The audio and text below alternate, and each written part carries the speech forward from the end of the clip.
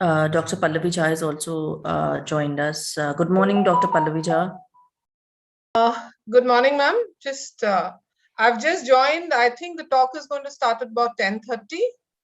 Yeah, so, we'll just take around 10 minutes for the recap and everything, and then we'll start. Sure, great. So once we are ready to start, then I can switch on my video and get on online mode. So yes, absolutely. Yes. Yeah. Thank you very much. Sure. Thank you. Welcome. So we're live. Yeah, we are live now. Okay. Right, we are live. Yeah. Okay, so it's a lovely day and a very good morning, everyone. I can see participants are joining in.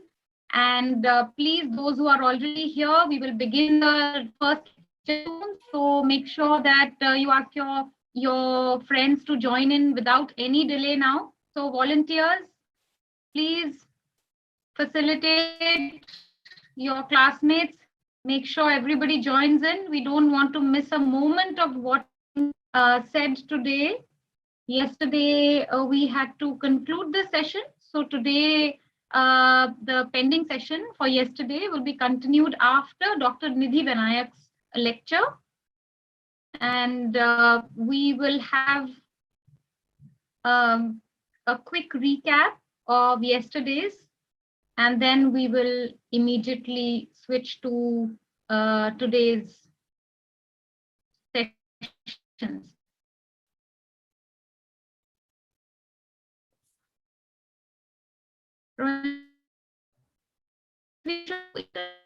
So that a few more participants can join in. I don't want them to miss out at all on Dr. Jha's lecture. So participants, please join quickly. Yeah, sure. We can wait for a couple more minutes.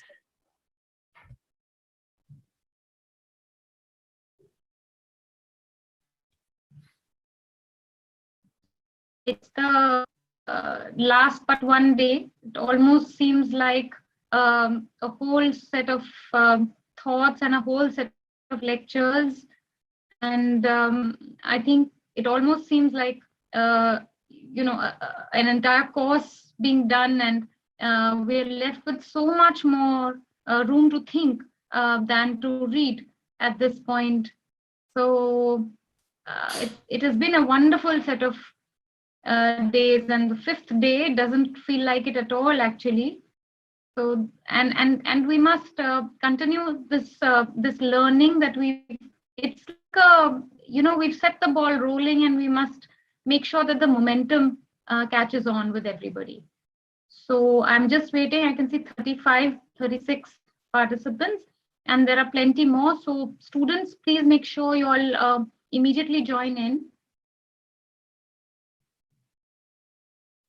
3 sessions to cover today, so that's a lot of learning that we are all geared up for.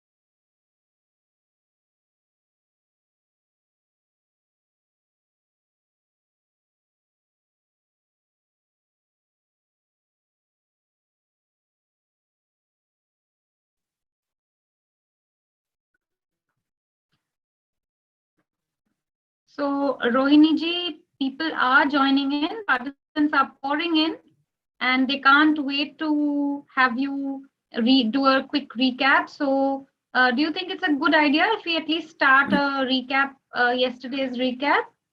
Yeah, sure. We'll do that. Richa. Okay. So it's a new day, and wishing everyone here present a very warm good morning for today's sessions. I hope you all are looking forward to it. As Richaji said, yesterday we couldn't, complete the lectures that we had scheduled for you all, but never mind, we rescheduled it for you today, so you are not going to miss out on it. Let me just start with a very brief recap of what Dr. Anurima Chanda yesterday. She was here with us, and she talked about breaking the glass ceiling in Indian English children's literature. So let me just share a few talking points of her lecture that she delivered yesterday. She actually started off her lecture with talking about what is considered a taboo in children's literature, and how children's literature is, it's a belongs to receptional genre. It is, kind of cannot be categorized as per time or place, like other literatures. So this is how she started off her lecture with, and she went on to talk about how when we talk about literatures, how some of the voices, they get marginalized, and because of this, the marginalization of the central child figure at the heart of Indian English literature, it also gets homogenized. And she talked about Townsend, who theorized that before there could be children's books, there have to be children, the idea of a children. So then she talked about how the theory of a child being recognized as a separate entity, and not being seen as a miniature adult, as a miniature man or a woman, came up. And in the medieval era, there was no recognition of childhood. Children were always considered as miniature adults, as she said, but Townsend was the one. And Townsend was actually the one who brought this out, and who brought it to light, and said that we are talking about, writing for children. But where are the children? Do we even, even consider them as separate entities? Then she talked about John Locke, she talked about Jacques Rousseau, and she also talked about John Newbery, who brought who did a very important task of bringing children's literature to print culture, so that it could reach the masses, and people could come to know, and people could read children's literature. She talked about how in India the child was never seen as a separate category, and how epics like Mahabharata and Panchatantra, she talked about them, how oral literature, they were not specifically written for children. How Panchatantra has, although it is one of the most ancient forms of children's literature that we quote till date, how there is a hint of didactism in those stories. She also talked about Sudhir Kakkar's work a lot, and how he systematically identifies the cultural awareness of the child by looking at the Indian cultural tradition. How his work focuses primarily on how children are seen at the core of the family system. Moving on, she also talked about, she quoted a lot of authors, she quoted a lot of writers, and how children's literature and has perpetuated the gender bias. She talked about how books are being written, books are being written just for boys, and books are being written just for girls. They're color coded, blue for boys, pink for girls. And she talked about all these biases, all these prejudices that we are kind of enforcing, still we kind of enforce. And even through children's literature, these prejudices are being enforced, which needs to be corrected, which needs to be rectified. Then she tried to talk about certain publishing houses like Pratham Books, Tolika, Young Zuban, who are actually working a lot, and they have worked on different voices of children and how they have rejected the notion that children should not only hear about happy things. It's not just about all being merry, all being joyful. Even serious issues, even serious concerns need to be addressed, and they need to be conveyed to children, although not in a very horrifying or not in a very serious tone. Definitely there has to be a pinch of humor, there has to be a pinch of mystery, there has to be a pinch of myth around it. But children do need to get acquainted with the serious issues and concerning the society today. And gender biases, feminism or talking about gender biases is again one of issues in the society today, and that is what she next went on to talk about. She talked about Devika Rangachari's work, Queen Didda from Kashmir, and she actually her lecture was full of quotes and full of examples from the works of different authors, different writers who have tried to break the glass ceiling. She ended her lecture by saying that it is important to introduce the concept of feminism at a very young age through literatures to bring awareness about the egalitarian society. And then she talked about her own work, the timelines of in Indian history and the women of India, and how it has, she talked about an incident where she came face to face with a hard reality, hard truth, that children are always, they will not agree with you. They are not going to agree with you always. They will speak out their mind, and that is very important. If children speak out their mind about your work, about what they're reading, that is what we intend to achieve at the end of it. That they try to question, they question what is being served to them, and they come to realize what is the truth. So on that note, I think Dr. Anurima Chanda ended her very informative, I would say, lecture. And then she was asked a question. She was asked one question, which she very graciously and honestly answered. And yesterday's session was then cut short because of certain reasons. And so here we are again on a new day with some very new exciting lectures lined up for you. And I now hand over the platform to Dr. Richa Joshi Pandey for to introduce our respected speaker for the first session today. So over to you, Dr. Richa. Thank you, Rohini ji. That was a very lucid and holistic description. You actually covered all the points that helped us back into the thick of the discussion that we were in yesterday. And I'm sure most of us slept over it, thought about it, mulled over it, and it's a new day. And today we are going to listen to some wonderful speakers. We have with us the first speaker, Dr. Pallavi Jha. She's an assistant professor at the Department of English, Tejpur University. Tejpur University is in Assam. She has published and presented many papers on themes related to children's literature, comparative literature, and culture studies at conferences and seminars around the country. Her areas of academic interest are Indian writing in English, popular culture, new literatures in English, and children's literature.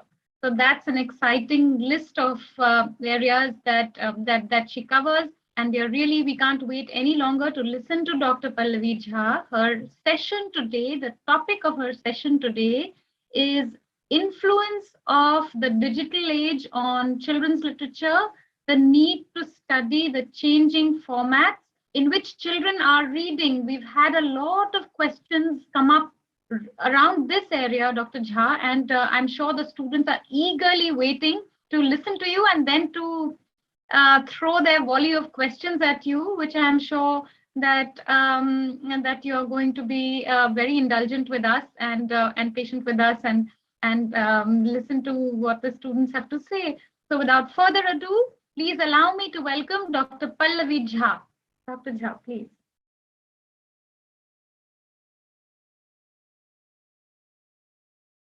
If you could please unmute yourself. Yes. A very good morning to all of you. I must thank Dr. Richa Pandey for such a generous introduction. I have just forayed into this genre and I absolutely love it from the core of my heart, literally. I would also like to take this opportunity to thank Room to Read for this opportunity to talk to all of you and share my thoughts on the given topic. And I would also like to thank Doon University, with whom we are collaborating for this opportunity. Thank you so much. To begin with, I would like to say that digital children's fiction is relatively a new area. So I will be talking on my experience as a mother with 2 young children and the digital format, how they read, how they watch, what they gain. I will also be trying to talk about the various aspects of digital literature and how they do not add, to the value, quote unquote, of children's literature at large. So I haven't been able to attend all the talks that, this kind of, this whole, workshop has been on, but from what Rohini ma'am kind of elaborated on what Anurima Chanda spoke about, it seems like a very interesting workshop, and I wish I had more time to kind of give and listen to all the lectures. So thank you, Rohini, if I may use your first name, for kind of bringing in short what Anurima talked about yesterday. So the few things that I would like to point out right at the very beginning is the fact that digital literature, be it for children, be it for adults, is a huge, huge area. And trying to kind of summarize the whole thing in within an hour and 15 minutes might not be completely possible. So I'll try to do the best that I can. The other thing is, as all of you have been, listening to so many speakers, including Dr. Chanda, Anurima Chanda, I heard the name today. You must have noted, as Rohini pointed out, that she began with the idea of the child and the changing definition of the child right from the medieval ages. And I'm sure she must have spoken to a large extent about the Victorian age before she came on to talk about Townsend and, of course, the Indian child too. Now, the moment we talk about digital world, we are not going to talk about Indian children. We're not talking about a particular nationality, but we're talking about a cosmopolitan child, a child who has access to digital spaces from across the world. But I would also, it might be a little confusing here, but when I'm going to illustrate, I cannot obviously talk about a child who is based in the US, or I cannot talk about a child based in the UK, or even Bangladesh for that matter. I can talk about children that I interact with and children that I see every day. That's why I said that I would be talking about the kind of literatures, the kind of digital space that my children foray into, or children of their age group, their friends here foray into. So please allow me that liberty, because that would allow me to focus much more on what children in India perhaps are looking or foraying into in the digital space. So now we all know what we mean by digital space. We are all, the world is made a smaller place, not just by communication alone, but by the internet. So you do see that the kind of changes that is evident in the publication as well as the reception of children's literature that has happened since the Victorian age, which is largely mentioned as the golden age of children's literature, you also find certain changes that have affected the genre of children's literature because of digitization and because of digital space. So you see that recent decades have brought about multiple changes in the publishing and reception of children's literature. When Anurima Chanda spoke about the idea of a reception genre, it is very important to understand that whether it is books, whether it is print, or whether it is in the digital space, it is all about how you receive and how you understand the genre of children's literature. So the market for children's literature has been influenced not only by what the writers think is necessary for children to read, but is also influenced by what parents would want their children to read, or would want their children to be exposed to. So it also is a huge, we must not forget that children's literature is an industry to begin with. It is an economic enterprise as well. And to a certain extent, the fact that the Victorian age is seen as a golden age of children's literature is also linked to the idea of publication and a rise in publication during that time.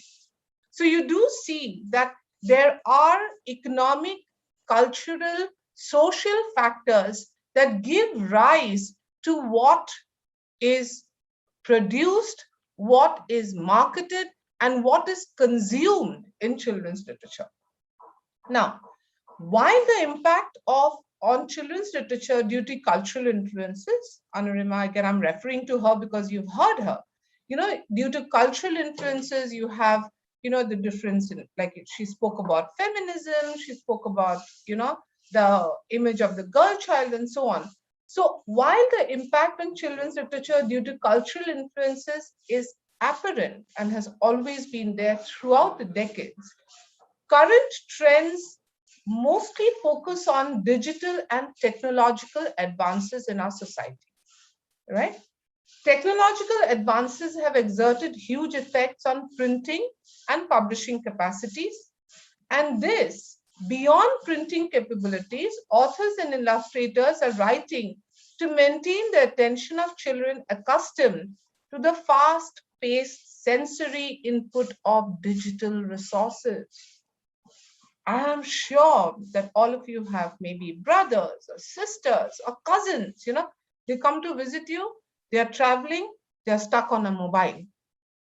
They're constantly on the mobile, they're constantly on the iPad, they're constantly on the tab. And trust me, I never taught my children how to use the computer. They picked it up on their own because they are constantly fiddling with it.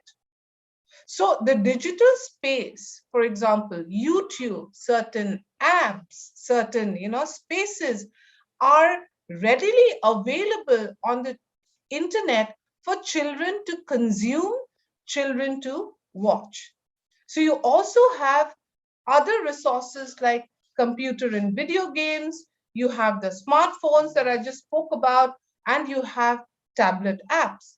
So publishing companies have attempted to produce print texts and adapt them to mimic, okay, some digital texts as well. So it is a to and fro. The print at times copies the digital at times draws from print, right? And print in the sense, for example, you do find that ACK has launched its digital series. ACK is an Amar Chitra Katha. So most of the comics are digitized. You can read them, you can carry them, you can become a member, you can read them wherever you go. You need not buy the book. So you do find that it is a to and fro process that has been happening. Print does not so much copy from the digital as digital borrows from print. Therefore, exposure to digital and technological resources and global access to information has changed the boundaries, topics, and perspectives which are represented in books and which are also represented in the digital spaces. These changes, include many things.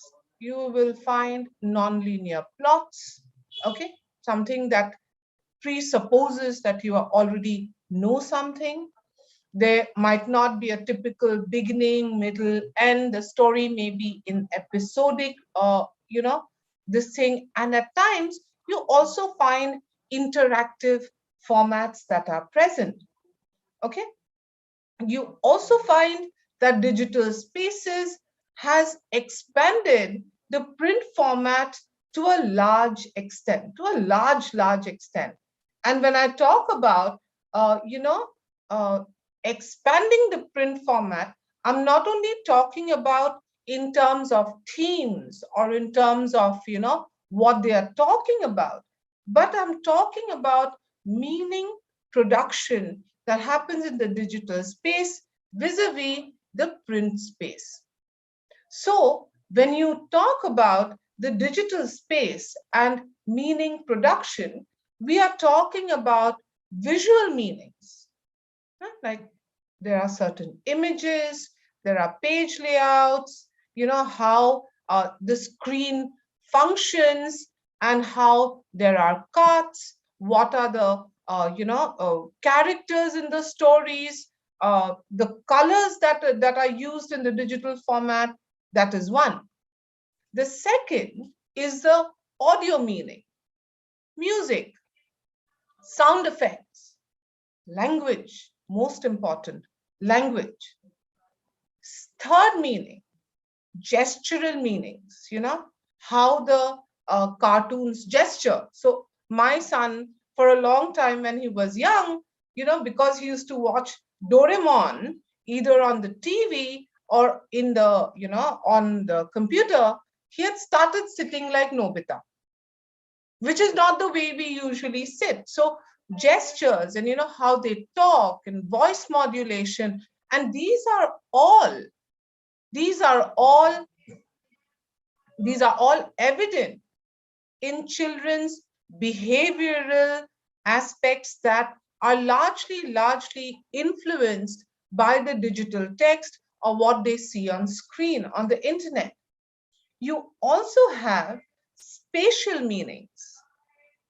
For example, the characters are set against a background. This background are environmental background.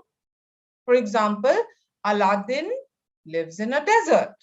So the background of the Aladdin cartoon is a desert, right? So you do find the meaning and the expansion of the understanding of the environmental space, as well as certain cartoons, characters, stories, that are there set in cities. For example, my daughter, she recognized the Gateway of India because she said, Mama, this cartoon was set in Bombay, this Gateway of India was there. So they also recognize not just environment, but you also see, an understanding of city spaces. So you also have spatial meanings that are created through in the digital format. So you do have this multimodal meanings that come out when you're doing when you're adapting a story in the digital format. So you do find that, which is very strong. So this multimodal meaning relies on these various aspects that make up the whole maybe story or the episode or what is being taught in the digital mode. So you do find that though children's literature, sorry, did anybody ask a question or something? I'm sorry, yeah. Should I continue or Richa, I'm sorry to stop here. Yes, but, Dr. Pallavi, we are totally deep into your talk and we are enjoying it. And please continue. Okay. The questions can come after the talk. Okay, the questions come after the talk, right? So I just wanted to confirm that. I'm sorry for stopping in between. Just hang on. Yeah. So when we are talking about the multimodal nature of the digital space, therefore, we must remember that these are the aspects which children are exposed to, which children listen to, and to a large extent, which children are hugely influenced by. So multimodal texts are capable of drawing on students' strengths and preparing them for a multimodal society where individuals communicate through audio, gestural, visual, spatial resources. And in various digital modes, all these aspects are done in various ratios. I'll give you, for example, last year, we were completely immersed in the online mode of learning, right? We went online completely. Schools went online, universities went online, colleges went online, so everything went online. So the moment, both my children sat down with the computer or the tablet in front of them, what the teacher did was, the teacher had her video on, so you heard the teacher's voice. You have the presence of the teacher in the Google Classroom, in the video setup. You don't have a blackboard, but what the teacher would often do is share educational resources in the form of educational videos, in the form of educational lectures, in the form of short stories, and they would share it on the screen. So in that mode, what happened was, a child not only heard the teacher's explanation, but also saw the video. Now, we're going to get to the advantages or disadvantages later.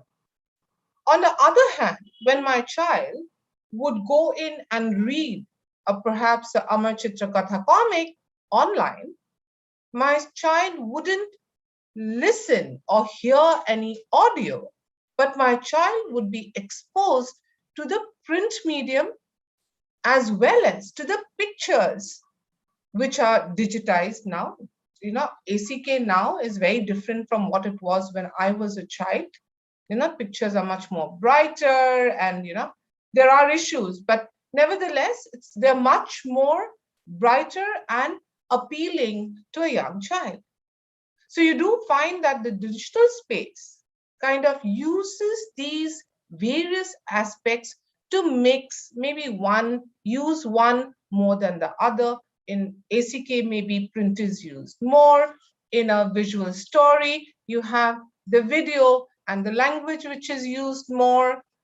In a, you know, perhaps in certain stories where it is a travelogue for children, talking about various spaces, they use more of the spatial mode plus the narrative mode. So all these aspects come in permutations and combinations, and each of these modes in this multimodal space create their own meaning.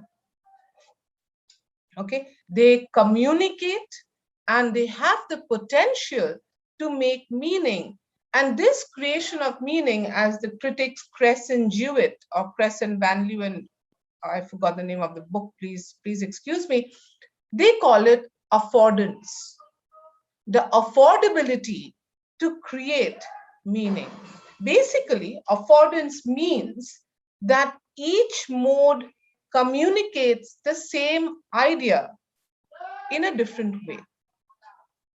For example, if Aladdin is set in a desert, the narrative might talk about how the space is dry and how there is no water and how Aladdin has to go so far away, or his mother has to travel so far away to get water. And the fact that Aladdin is in a desert, he's taken to a to a cave by his uncle, supposed quote unquote uncle, in a desert, desolate place where there is nothing, no people live, there are no trees, there is nothing. So you do find that at that point of time, the spatial meaning gives the same meaning as the language which is narrated, right? So similarly, in travelogues, an individual may, talk about the building and the Gateway of India and the fact that it has this and it has that, and the colors, talk about different issues, what Anurima Chanda also spoke to you about yesterday. So you do find that this multimodal reading is very essential. Now, what happens? We think, oh, the children, they will not understand what is, the politics behind language. And this is an aspect that I want to talk about later on. So please hold on to that meaning. Before I go to the advantages, after I talk about the advantages and the disadvantages of the digital space. Now, because of the meaning-making potential, we'll talk about the politics of meaning-making later. Because of this meaning-making potential of the digital mode, we must realize that the digital space is a very sensitive space and has to be exercised with caution. This is both for authors and illustrators, as well as for parents and consumers. We spoke about it, sir. It's a consumer-based industry. Now, though it is a very cosmopolitan space, like I said, you get stories from all across the world. But nevertheless, though the availability is there, the consumption of the digital space happens within a culture. It happens within a country.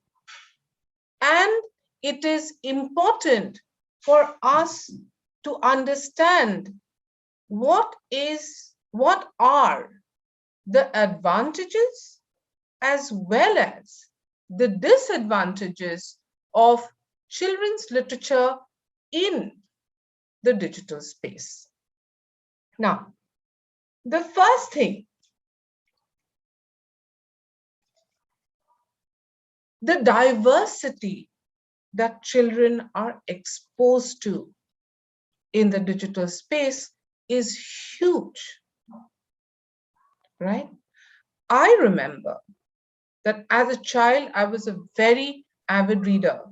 So my parents would have to step out of their, and I lived in Assam. I've lived in Assam all my life, except when I went out to study. So I lived in a small town in Assam where accessibility to good books, to good games, to good toys was very limited. And we didn't have Amazon or Flipkart or, to deliver at home. So I had to wait for my parents to be traveling somewhere or for my relatives to be coming from somewhere for me to tell them, or for my parents to tell them that please get books. There was only that much that was available here. So for a long time, I didn't know that Spider-Man was actually a comic before it was a cartoon on TV. I hope you understand what I'm getting at. So the exposure level was dependent on a number of other factors: distance, time, space, ability, right? Eventually, my parents, who were doctors, could convince a bookshop here to buy books, to get books whenever they would travel. So I did not have the ability to choose. I read what was given to me and what was available. That had a good side as well as it had a bad side. I couldn't read what I wanted. So if I enjoyed a particular author, my dad would buy more books by that author. So for example, I loved reading Enid Blyton as a child. I understood the politics of it much later. So what happened is, every time somebody would come, they would get me Enid Blyton. So I read the whole of Enid Blyton, I read the whole of Nancy Drew, and it went on so on and so forth. So the accessibility and the diversity of the genre, which always existed, for me as a child, did not exist because there was no digital space then. But that is not the case now. My children can choose to read or to watch what they are interested in watching. For example, my daughter loves to watch fairy tales, whereas my son is more interested in Marvel comics and Marvel videos and Avengers and so on and so forth. My son is more into Robin Hood and Aladdin and Mowgli and so on. My daughter is more into Barbie stories and Snow White and Cinderella. This is not what I have told her. She watches everything, but this is her choice. That is one.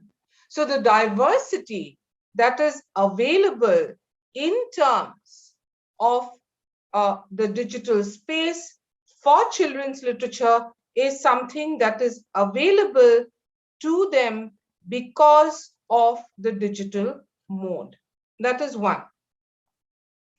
The second most major advantage is the flexibility of format. So for example, my son was watching something, I forgot the name. He was reading something, and I think it was Gulliver's Travels. He was reading an adaptation of Gulliver's Travels, a smaller edition of Gulliver's Travels, and he said, "Mama, it's very boring. I don't like it." I'm like, "No, it's very interesting. You must like it. It's very interesting." They're like, "No, Mama." So what I tried to do is, I tried to find a comic of Gulliver's Travels. He still didn't like it. Then what I did is, I tried to find smaller videos of Gulliver's Travels. And he was hooked. Completely hooked. He loved it because it brought in the adventure mode. It brought in, the Gulliver's spirit. It brought in how Lilliput's, despite being small, actually tied Gulliver up and so on and so forth. So you do have the flexibility of format, the ability to choose between different kinds of modalities, to introduce to children a body of literature that they might not find interesting, or that they might not want to read at all. That is there. Similarly, when you come to the flexibility, when we're talking about the flexibility of format, you also have in the digital space the ability, the way it is animated, the way language is simplified, quote unquote, not simplistic, but it's relatively more simple language than perhaps a book which is adapted for children. And that, adapted with the video, adapted with narration in the multimodal format, is something that exposes children to different kinds of meaning production, as well as different kinds of interesting material that is available in the digital source. Digital sources, because I spoke about, how we all moved to the online mode in the past few years. The affordance of digital source to provide various aspects of reading. This is one aspect that is so important. There is an aspect which even a lot of critics have spoken about, and a lot of psychologists have spoken about, is the ability to develop language by reading to a child. Reading to a child. So the mother sits down with a book, bedtime stories maybe, narrates a story, reads, uses a picture book, puts her finger on the words, and the child starts listening and learning. Now, with the coming of the digital format, there's a very important advantage that the digital space has allowed, is to provide learning via listening, then the audio format. So there are lots of audio books that a child can listen to, and not just listen to, but repeatedly listen to. It's very important for a child who is trying to learn a language to listen and learn. Listen and learn. So, for example, my children, I might not have time to sit and read to both of them constantly. I might not be available because I'm working. My husband may be working. They might be watching something, they might be interested in something, and they might want to watch. So they have the ability to visit the digital source again and again, watch something that they like, listen to the language, and internalize how the language operates. So you do find that there are a number of interactive, videos, interactive apps where the child can read along with the text, or where the child reads, listens, and understands. The other huge advantage of the digital space is what I've already touched upon, but I'll still talk about it, is the multimedia mode of presentation. Videos aid the language. Videos make the language more interesting, and therefore it's a multimedia presentation of what is trying to be taught or what is trying to be learned. The other, of course, biggest advantage is that there is a lot that you can explore within a small device. That is huge, like what I couldn't do as a child. These are some of the advantages. And of course, in terms of education too, we all know that past 1.5, 2 years, online mode of education so that children don't lose out on their education is been possible because of the digital space and the flexibility that this space provides. Now, despite so many advantages of the digital space, as as adults and as people who are in very important positions where we do influence the way our children will read.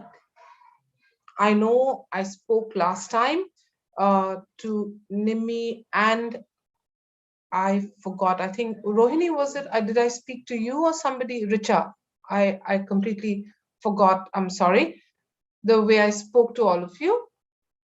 Room to read works with, the space of education.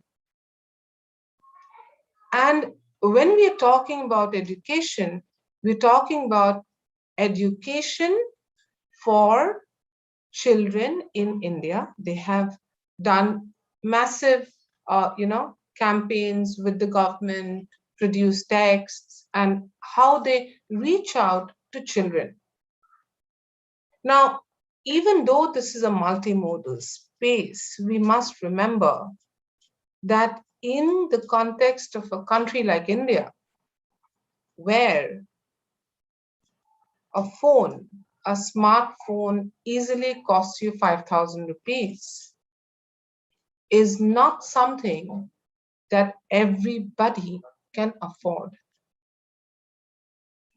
The first disadvantage of children's reading, learning, space, children's literature in the digital space in India is this: not everybody can afford a smartphone. So the moment we are talking about literature in the digital space, literature in the digital space in India, we must be aware that we are talking about a very small, privileged audience who have the capacity, economic capacity, to expose the child to access this digital space. That is one. I know as a university teacher, I have helped many students. Last year, department has helped many students who do not have the affordability to sustain, a package every month to recharge the internet to be able to study. There are a lot of students like that who do not have a smartphone. I have read of reports in Assam and in India where children have given up education because they can't afford a phone. So this is an aspect that we must remember, especially in India regarding digital space, is the accessibility of children to this space and who can access it and who cannot. That is one. The second is, I was talking last time when I was discussing this, is the issue of language.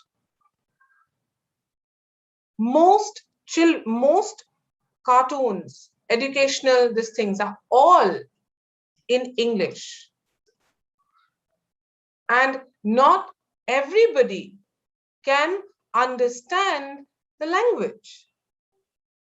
Not only access, but also they cannot understand the language because not everybody understands English. Where is in India the ability or digital spaces in their mother tongue? I have seen in Tamil, I've seen in Telugu, I've seen in Bengali. I am yet to come up upon a digital space precisely for maybe Nagamese, Assamese, Mizo.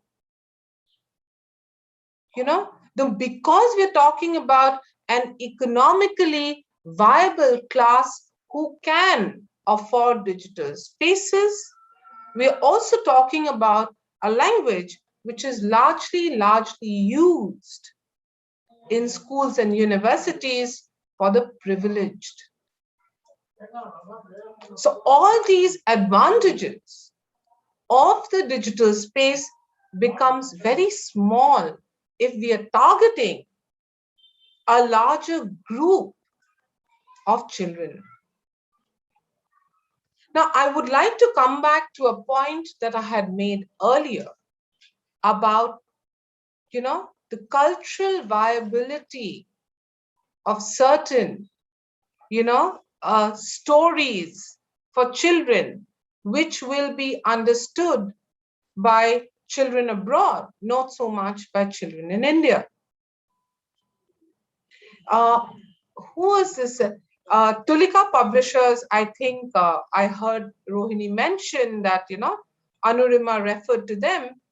Radhika Menon of Tulika Publishers, for long ago, in an article she had written that Indian children need to be exposed to their own culture, to their own, they read about sausages and sandwiches and, something as simple, cultural markers, something as simple as food, without knowing what a sausage is. Now maybe they know, but at least I'm sure for me, a sausage when I was young was something only I read about. I'd never eaten a sausage because it was not available. So the cultural markers such as these, I was talking to another, person yesterday who said that, when we are creating digital content, we have to be very careful about the names we use. We have to use generic names so that culturally it's not a problem. With a country as diverse as ours, if we are using a particular name in a particular context, we have to understand that that same name might mean something else in the South That same name, which might be, good in the north, may not work well in the south, may mean something else in the east. So this cultural viability of digital spaces is also important, particularly when we are talking about India at large, when we are talking about Indian children who are being exposed to this kind of reading or this kind of literature in the digital space. There is also, for example, my daughter once asked me, Mama, why are all the heroes good looking and all the devils very ugly? They're all dark. I was stumped. She was barely 6. I was stumped. She was watching, she was reading ACK. She actually asked me, Mama, why are all the devils black? So does it mean that all dark people are bad? And I'm like, why do you ask me that? She says, no, Mama, you look at all the cartoons, all the heroes and heroines are very fair. All the devils are black. That is true, not just for print, but not just for digital spaces, but for print. And I didn't know what to say. I said, no, color doesn't define a person. Something that is also spoken about with regard to, Enid Blyton. I was really stunned by her question. So, like print, the digital space is also a sensitive space which has to be exercised with a lot of caution. And there has to be a uniformity of what is being given to children. Not uniformity in terms of stories, that you think the same story, but this color differential, the colors that are used in the digital space, in the multimedia space, the name of the characters, the naming of characters, the use of animals, fabulous stories, very important again. I'm not going to go into detail. There's much to talk about when it comes to fabulous stories as well in the digital space, right? So there is this cultural marker which has to be exercised with a lot of caution. Now, one of the major disadvantages which has been spoken by many people, many psychologists, is the attention span of children. When my children are watching a cartoon, they're like this. And what they're being bombarded with is they're close to everything else. And I have realized that too much of exposure to the internet, to the digital stories, to cartoons, do not help children, they harm them, particularly with regard to attention span. Because I would like to end my talk by, reaching out to this point, because they do not have to imagine. They do not have to imagine when they're watching a cartoon, either on the TV or on the internet or in an app.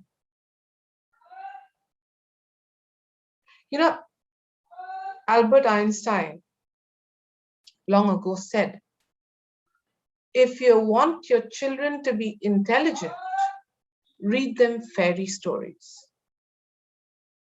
If you want them to be more intelligent, read them more fairy stories.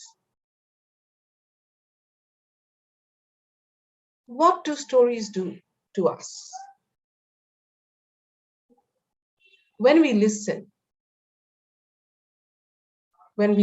to a story, what happens to us as children? Think about it when you were children and your mother or your grandmother told you a story. You built a world of your own. You visualized that story in your mind. And all your faculties worked together to be able to imagine, to listen, to imagine and learn at the same time. The imagination that print medium allows is not something that the digital space does not do at all. You know, I'm sure all of you, like me, we've all read comics, right? So when we go to comics, we go to a page, you do find that between 2-3 boxes, there are these small spaces, white strips. Even that space, think about it sometime, even that space which are there between boxes allow you to visualize what might have happened between the first box and the second box, the continuity.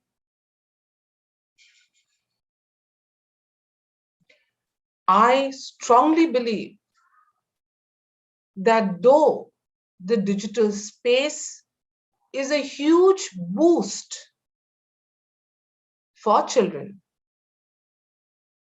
to sample literatures from across the world,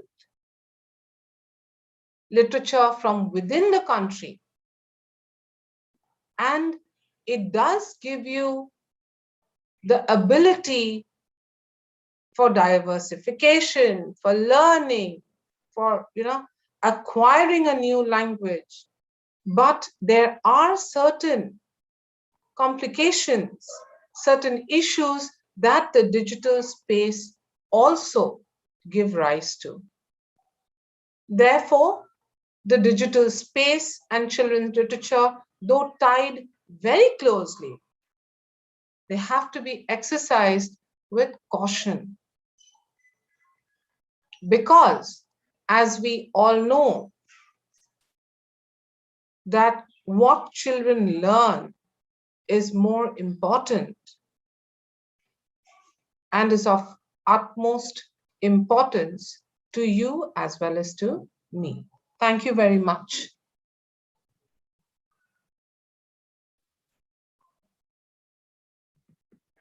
Thank you, Dr. Jha. That was a scintillating discussion here. And I'm sure a lot of parents like you and me will resonate with everything that you said. We're all in it together, though we're all not the same, but we're all in it together. So I truly couldn't agree more on a lot of issues.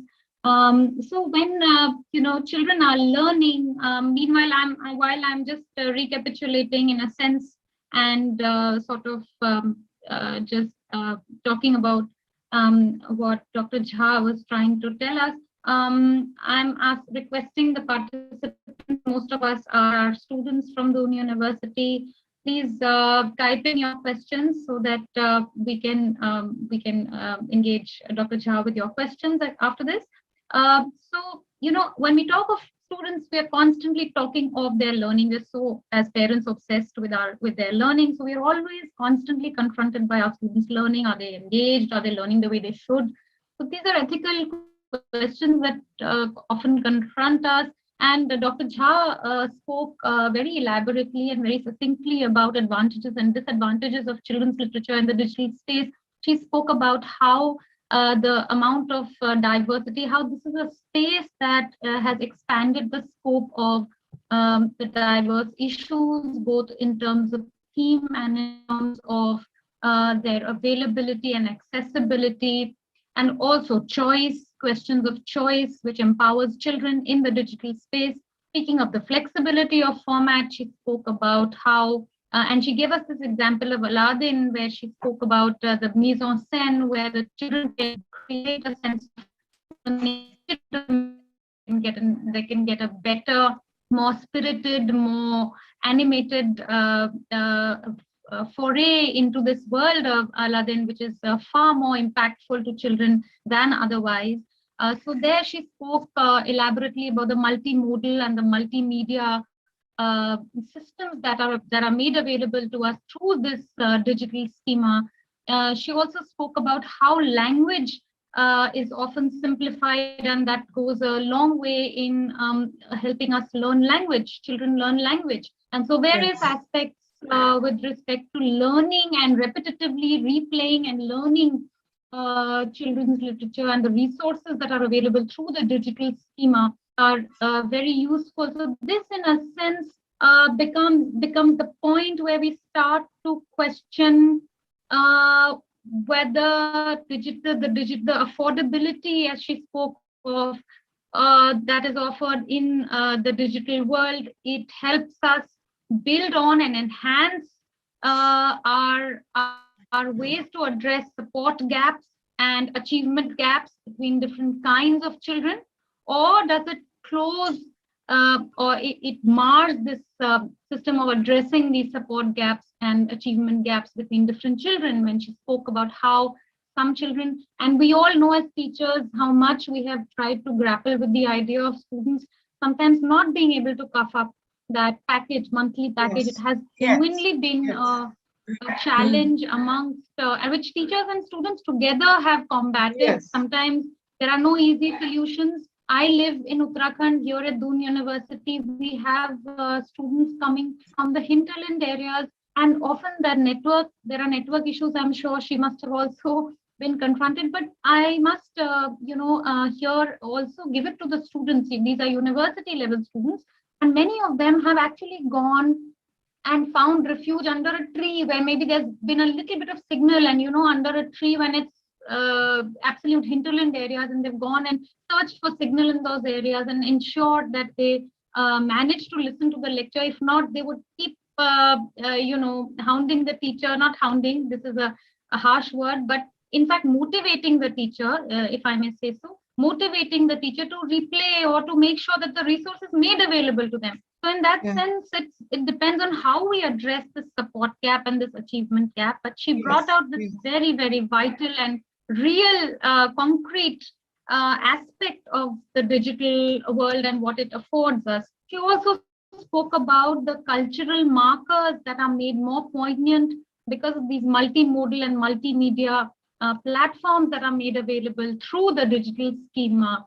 And so she spoke with a lot of with a huge sense of responsibility when she said that we must look at the digital space as a sensitive space with a lot of caution, and caution in that sense because if literature at large and children's literature at large also bears a testimony to our the differentials around race, around caste, around caste, ethnicity, and gender, then ageism, then all these things are made more evident when we talk of a digital world which gets a bigger access to our minds and to the way it allows our minds to be completely the mental space to be completely taken away by them. And there she also spoke about this hyper image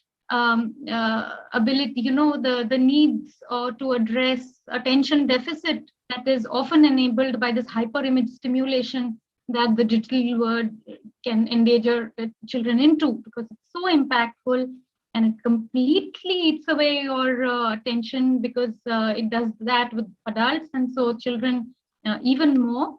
And so in that sense, it was a very exhilarating discussion of a range of issues that currently confront us, that we must address with responsibility, and that we must look into without any escape mechanism. We cannot escape from it. We are in it, and we have to countenance it. So I'm requesting students to please to ask their questions now, and so that we can direct them to Dr. Jha. Thank you so much, Dr. Pandey. You're absolutely right. I remember one, a student of mine who, her father was a tea garden laborer. Her mother and her father used to work in the tea garden, just pluck tea leaves.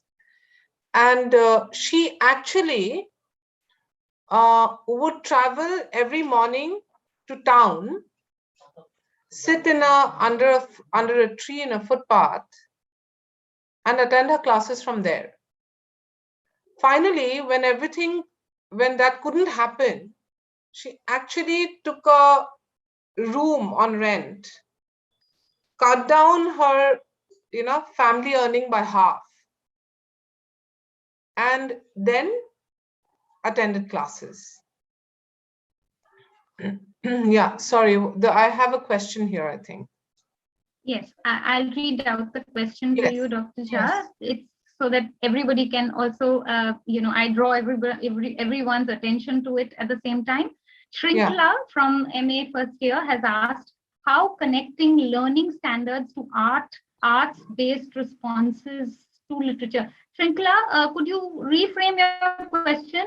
Exactly. Yeah. Maybe she was typing and she was in a hurry to not let go of Dr. Jha. We all don't want to let go of Dr. I'm not Jha. going anywhere, at least not for the next 15 minutes. So they can take their time. Yeah. How connecting learning standards to arts-based responses. How do we connect learning standards to, is that your question, Shrinkala? That how do we connect learning standards to arts-based responses, art-based responses to literature?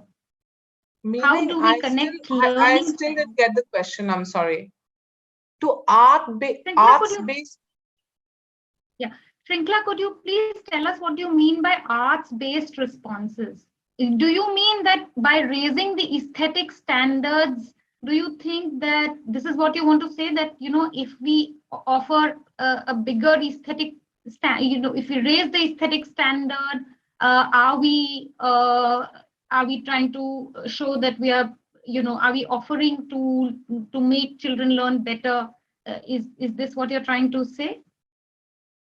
Okay. That's an interesting question. Thank you, Shrinkala, for that question. Raising art aesthetics and learning.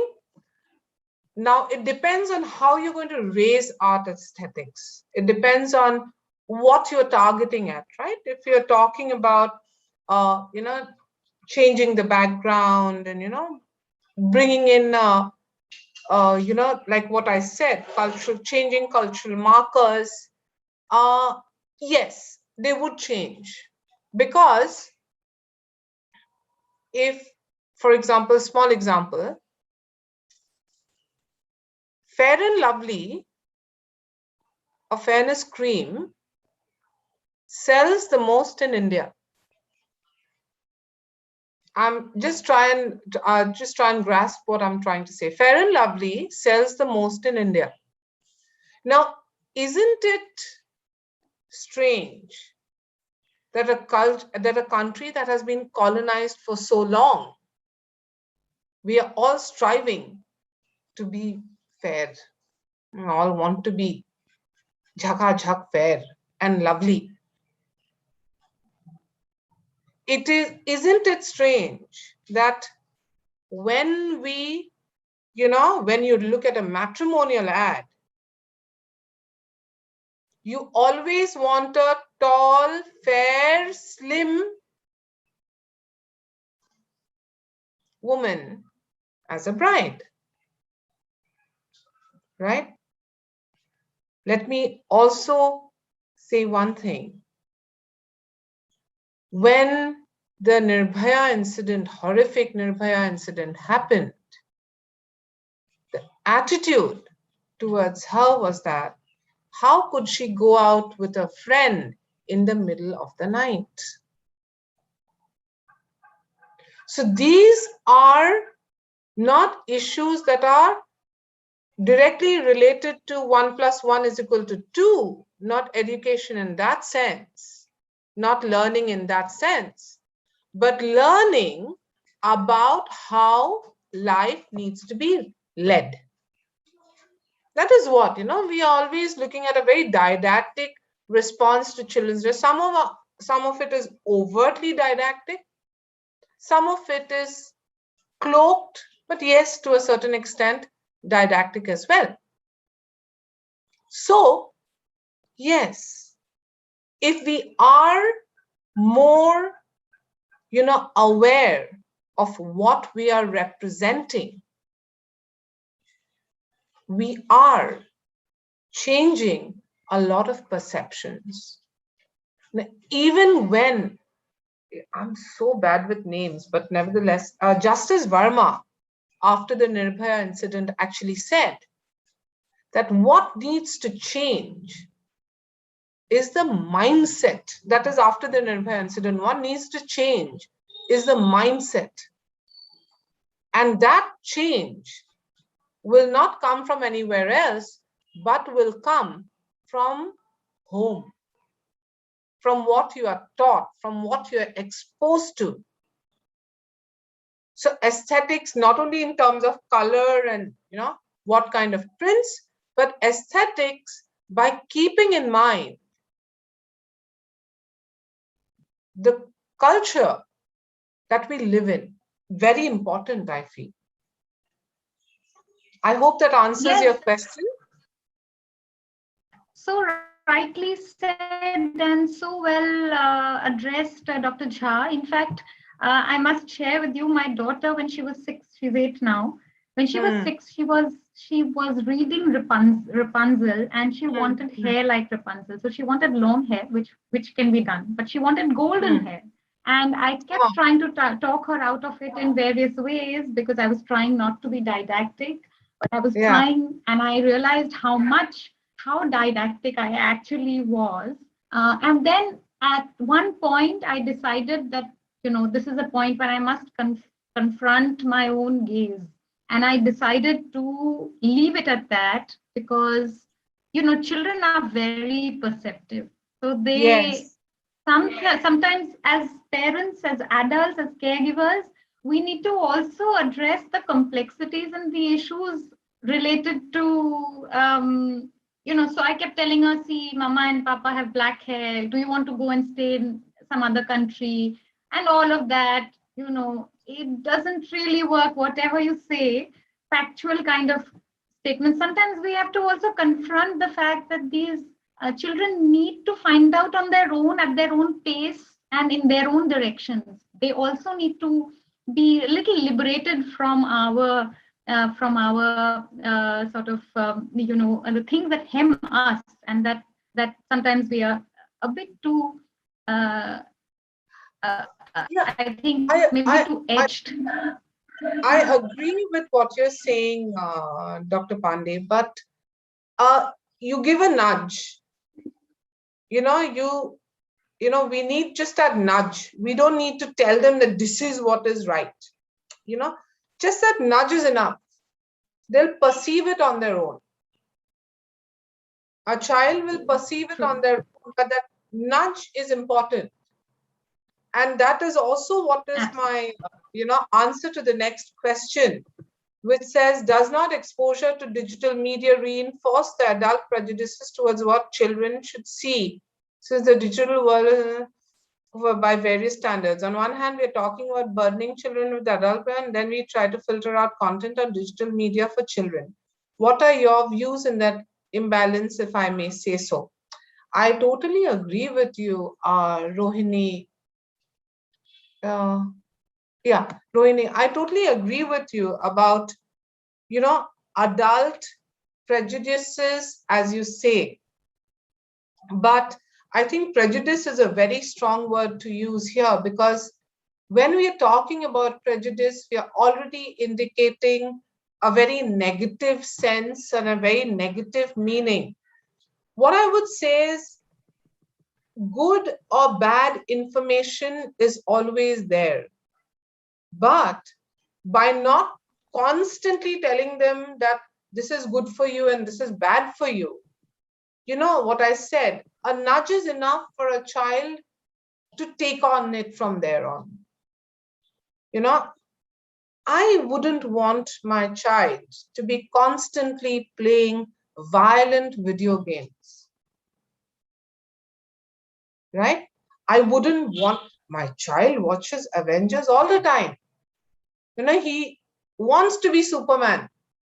So in these games on the web, where he is Superman, he is lost. He thinks he's Superman or Spider-Man.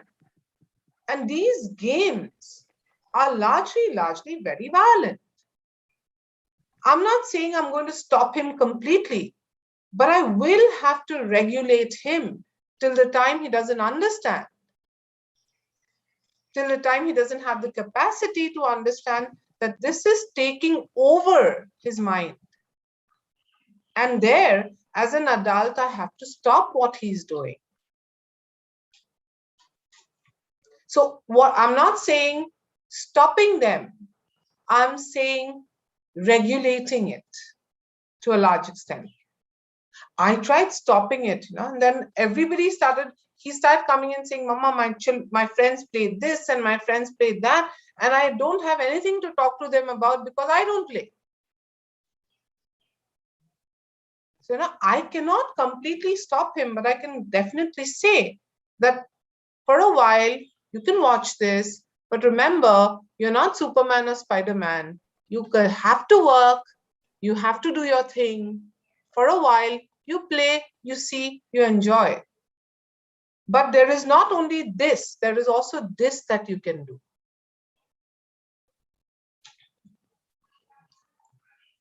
That is what I meant. I'm not saying constantly monitor, but I would say that definitely keep an eye on what they are doing. But it's very easy to go haywire. I know of a student who ruined his life. He was constantly, what was that thing that was banned in India, that gaming thing on the web? What was the name? PUBG.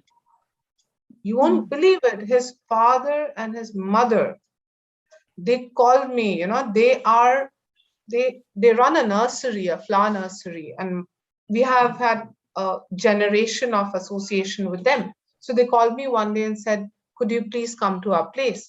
And we went. He passed his class 10th with almost 94, 95%. And then he got addicted to PUBG. That boy became violent. He used to close the door to his room. He would play PUBG morning, noon, night. He wouldn't listen to anybody. He flunked class 11. He flunked class 12. He just never got de-addicted to it. And they were like, we didn't realize what was happening till it was too late. And we're talking about a young adult. So you can imagine what kind of a impact it will have on a child. Absolutely, absolutely, Dr. Jha. Yes. That's Thank what you I'm so saying. much. Caution is very important. I'm not saying stop anyone. Let them sample it. But keep an eye on what they are watching. Regulate it. Anything in excess is bad. We all know that. Yes. Including salt and sugar. Yes. Please ask Thank you so much. more questions. I really enjoyed talking about it, and I'm, you know, waiting for more questions. I think what you've spoken about today, Dr. Jha, has already resonated very well with everyone, and because you were so succinct in your lecture, I think everybody is going to take time to process it and then make it come together. I'm sure I'm sure that there are a lot of ways we will use all that you have left us with today. So it's been a wonderful session. I must thank you for this lovely session, extremely erudite and well spoken. Thank you so much, Dr. Thank you Jha. so much, Dr. Pandey. Thank you so much. Thank you so much for the opportunity and also room to read. Thank you so much. Yes, we do hope to have a long association. So thank you. And you've set a very good, yes. So with that, we will now take the opportunity to welcome our next speaker, Dr. Nidhi Vinayak. Dr. Jha set a wonderful tone to how we must look at digital worlds and how we must look at the way that the digital world impacts us, and that how we must also not forget the dangers that currently confront us, even though it has given us such a wider berth and a wide spectrum to look at. Dr. Nidhi Vinayak is Senior Manager Literacy in Room to Read. She has a PhD in economics and she has been working in the field of education for the last 16 years. She has consulted for the government and various organizations like Language and Learning Foundation and Pratham Education Foundation on transforming the quality of Indian government teachers, teacher support systems, and teacher education programs. It has written multiple courses and prepared packages on literacy and language for various stakeholders, including government teachers and officials. She is passionate about bringing research-based quality interventions into the classroom. She's an reader and she loves to write. So with that, without further ado, I'm going to welcome Dr. Nidhi Vinayak. Her topic for the day is deep reading in the digital age. Welcome, Dr. Vinayak, and let me please ask you to start with your talk. Thank you so much, Dr. Joshi. And so great to be here. Just confirming, am I audible? Because I'm facing some issue with my net bandwidth today. Loud and clear. All right, that is great. Hi, everyone. So just give me a moment to share my screen, if that's all right. Absolutely. I think you would have to allow participants screen sharing. I've been disabled from screen sharing. Surajji, please. Someone needs to allow, please.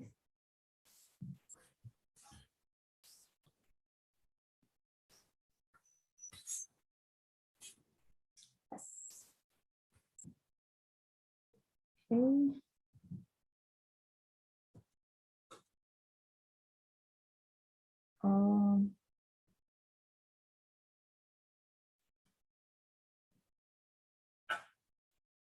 Now I cannot put it on the slideshow mode. Wait.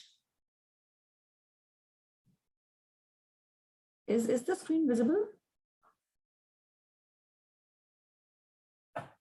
Yes, Nidhi, the screen is visible. You just need to put it on the slideshow mode.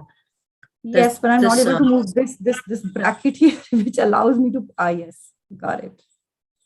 Okay. Anyways, but it's clear. It's visible. Yeah, right. great. Yes, and thank you so much for calling me here, and good afternoon, everyone. Today I'll be talking to you a little bit about deep reading in the digital age. But before I begin, I must confess, this entire, in fact, the topic itself is fairly new. All of the discussions around, what digital age reading looks like and how it has affected the way we read, what we read, how we read, is also fairly new. And there has been some research here or there that talks about deep reading issues in the edtech world today. So I probably have read a little bit, but maybe I cannot claim to have a complete in-depth understanding of the issue in itself. So I'll try and share as much as I understand. I would be, I would really love if all of you could also engage in a dialogue or a discussion with me. Someone's raised their hand. Vivek, do you want to say something? Please go ahead.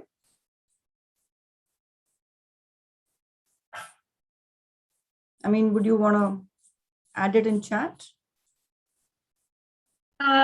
So, Dr. Vinayak, we will address questions by the audience, but if we could please have your lecture, your talk first, and then we will definitely come back to the attendees.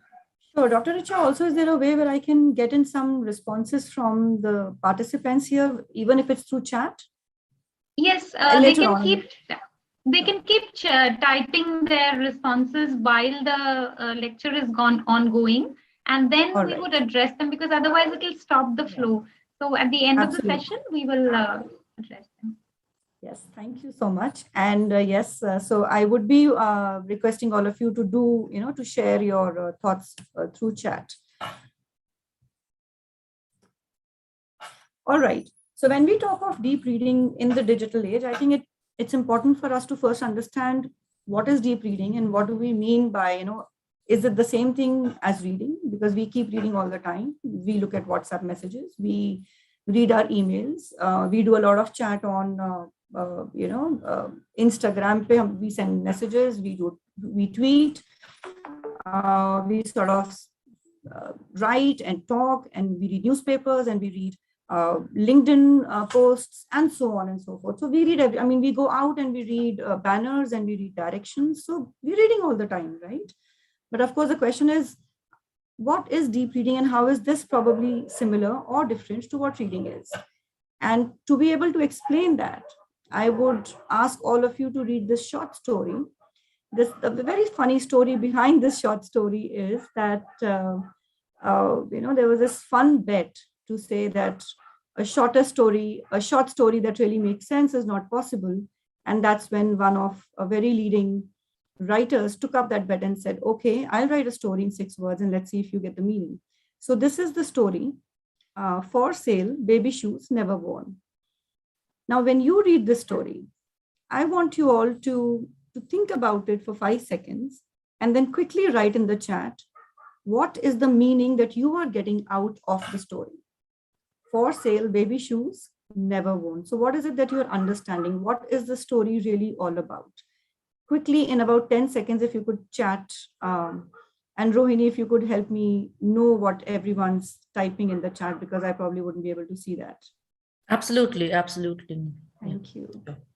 So the story goes, For Sale, Baby Shoes Never Worn. Quickly tell me, what do you think the story is about?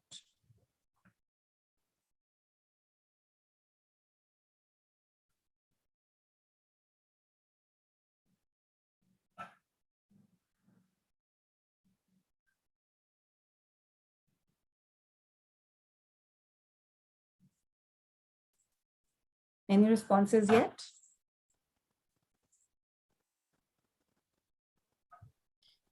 Yes, Anjali Agarwal says, can be a mother who has lost her child. Yes, can be a mother who has lost her child. Absolutely. And probably that's why the shoes were never worn. And Yeah. she's put in Aditi says, loss of child to death. Anjali says, and wants some poor baby to have them. Right. Anything else that you're thinking about while you're reading this? So what other things are coming to your mind? Yes, there probably is a sense of loss. I probably can also imagine a mother in deep sadness. Yes, I can also probably imagine small, tiny shoes, with frills, with lace. Anything else that's coming to your mind? Yes. Aditi says the desperation of life. Kriti says loss of childhood of a young one to a tragedy. Aditi again says, and circumstances related to the reality of poverty. All right. Okay. Yeah. Pushpalataji says too many options for the child, never worn all of them. Yes, that also could be it. Too many options and probably, yeah. So the child has so many shoes that the child did not wear these ones. Yes, that is also a possibility. Anything else?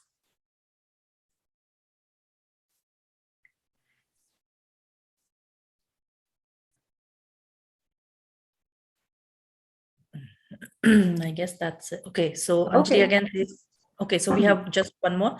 Anjali says, could have been some desperate mother selling them because of not a single penny left. Right. So see how you're ranging from one person interpreting it as maybe a story of related to poverty We have where the another. mother could not afford. And maybe the other extent where Pushpalata responded and said that probably the baby had so many shoes that these We have shoes, I mean, that's another just response from okay. Sharvani Mishra, who says that it could be a little too dark. She says, but maybe the child has no legs. Sindhu says the child does not want to wear them. Yes. So see, I mean, look at the diversity of responses that we've got here. Like I said, I mean, we've moved from a story of poverty to a story of affluence. We've also moved from a story of tragedy to probably a story of having too many things and just, the choice. So this is what deep reading is all about. I mean, on the face of it, this sort of looks like only 6 words: for sale, baby shoes never worn. But look at how each one of you interpreted it in a different way. What you really did was, when you read these 6 words, you looked at it, you went beyond what the 6 words were saying, you thought about it, you probably attached what your own background experience told you, and that's how you constructed meaning out of these 6 words. And notice how these 6 words did not mean the same thing for every single individual who read it. It's the same 6 words on the same screen. And yet each one of you took away a different meaning from these 6 words. And that's exactly what deep reading is. Deep reading actually is a skill where a reader engages with the text, where you go beyond what's written, where you attach your own life experiences, you think about it, you combine it with your own background knowledge, and then you actually get into the different multiple layers of meaning attached to those words. That's what deep reading is. And this is what we would be, talking about a little more as we move forward. Now, of course, we come to technology. Now, deep reading is essential. And we would also discuss a little bit of why this deep reading is essential. And in the same breath, we would also be talking about what the effect of technology has been on this kind of a skill where we try to go beyond the text. So, before we get into the effect, we also need to understand what is it that technology brings in. What happens is, and this you also must have experienced it, there are too many distractions all around. And this has happened with me also. I am on my WhatsApp 1 minute, and then suddenly I begin to write an email because I get a prompt from my boss saying that this needs to be responded to very quickly. And I quickly switch over to my mail. And while I'm writing or typing my mail, I suddenly get some other chat or a message from someone saying that, or some interesting GIF I get from my friend while I'm typing my email. A friend sends me a funny cartoon or a funny GIF, and I sort of look at that and I get distracted. So what happens in digital reading is, what happens because of technology is that there are too many things changing too quickly. One moment I'm doing something else, and right next moment I'm doing something else. And I have experienced it in my own personal and professional life. I mean, this has happened to me while I remember this one instant where I was typing an email. And while writing it, I got a call from someone that something else needed to be done. And I had to sort of go to my WhatsApp on my phone while I was typing on my laptop. And I completely forgot that I was supposed to send that email. Because in my mind, I was doing it and I probably would have done it. I didn't realize that I didn't complete the task. I went on to that WhatsApp chat and then I started doing something else. There were like at least 7 windows open on my laptop. And I sort of was hopping from one task to the other task. After about 2 hours, this colleague of mine says, yeah, you haven't replied to my email yet. And I got surprised, like, I did about 2 hours ago. And she says, no, but I haven't received your mail. And that's when I went back to my inbox and I said, oh my God, I did not even press send. That's how distracted I was. I mean, that's what technology does to you.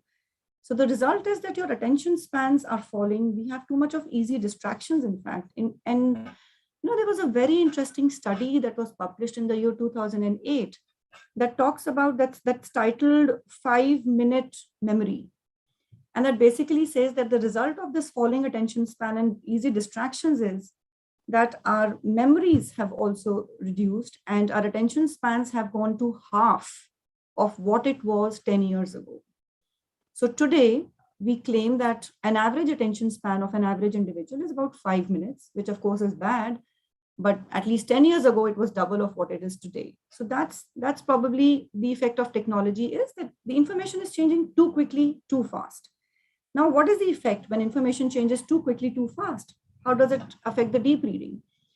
Now, when you read that story, I asked you to think about it for about 5 seconds, 10 seconds, and you did that, right? You read that story, you thought about it, you tried to visualize it, you connected it to your background knowledge, you inferred, you came to your own conclusions, you made a meaning out of it. But you could do that because you gave it that extra second. You gave a pause. You read, you paused, you thought about it, and you inferred something out of it. But what's happening because of this the technology that the fact that we're reading through all of these tech resources is that the information is changing too quickly.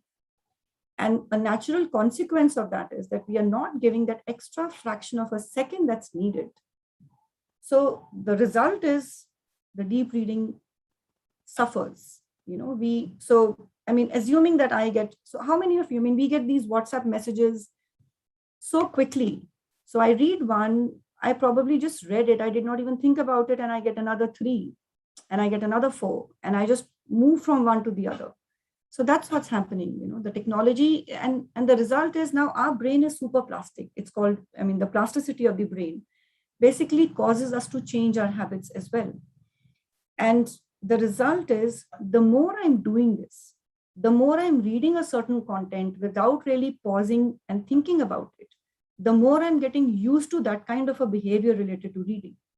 And the more I'm getting used to that kind of a behavior, this sort of bleeds into when I also read a book. Because my brain is getting used to the idea that I really don't need to pause. I really don't need to think. I just need to just glance through the words, the sentences. I just need to probably skim through it. And my brain is getting used to that. And the result is that even when I'm reading a book, I do not really pause and reflect. That's the effect that technology is sort of bringing in on deep reading. But then why is this important? Why do I even need to pause, infer, reflect? One might ask a question, "Kyun zaruri hai?" It's okay if I don't, right? No, but it's really not okay if we don't. Because when we don't get into deep reading, we don't really understand the other person's perspective. We assume that what I have experienced is the only reality. We assume that what I think is the only truth. We begin to assume that my thoughts are the only thoughts that matter. We assume that my perspective is the only perspective that's right, that matters, and that is the truth. In fact, while I'm talking to you, I also remember this very interesting TED talk that I had heard, and the title was Danger of a Single Story, which was by Chimamanda. I think that was the name. And very interestingly, so this lady, she's from Africa, and she went out to study. I don't really remember where, probably somewhere in the United States. And she had a roommate who was from the United States. And she begins to describe how, by the sheer fact that she was from an African country, her roommate looked at her with pity. Her roommate assumed that because she's from an African country, she would probably be very poor. Her roommate assumed that because she's from an African country, she probably had a very difficult childhood. And even though she didn't want to, but her roommate looked at her with pity and, "Oh, I know your childhood must have been difficult, and I do understand you." And then she goes on to explain as to how different that was from the reality. Now, what had happened was her friend had, in her mind, created a stereotype of what probably the people in African countries are going through. Probably similar stereotypes, we might be making about some other places, some other regions, religions, caste, gender, and so on. And similarly, others would probably be making stereotypes about us. But the result is that since we are not understanding the other person's perspective, it's leading us to be ignorant. We begin to misunderstand. We begin to be intolerant towards the others. We don't understand the other perspective.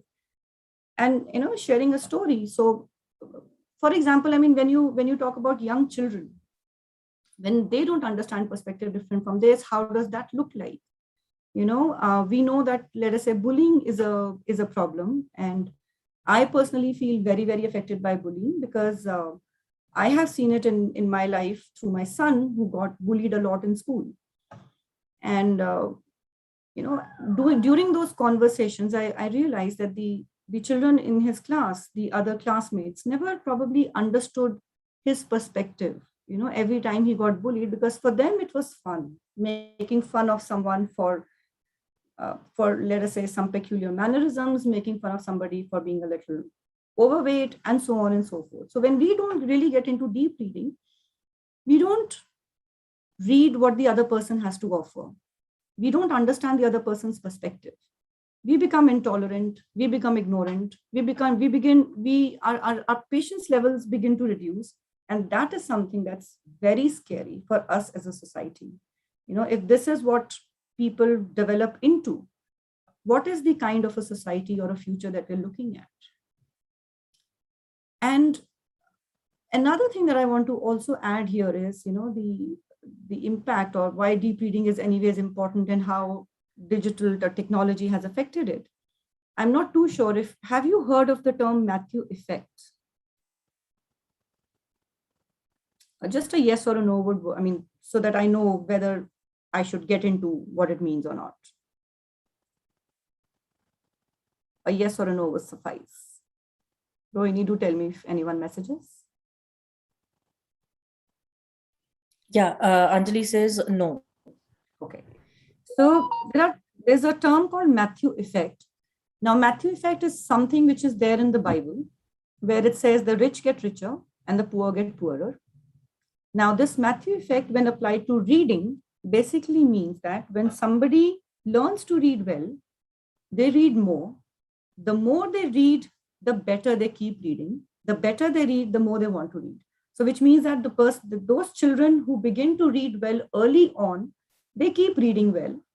And those children who have not been able to pick up those reading skills right in the beginning are the ones who sort of fall, their levels keep going down because they don't feel motivated enough to read. And the gap between the children who are reading and who are not reading keeps increasing over time.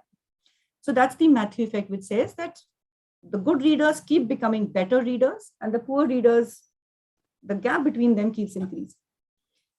A similar effect, also termed as Matthew Emerson effect, basically says that whenever we are reading, how do we understand what we read?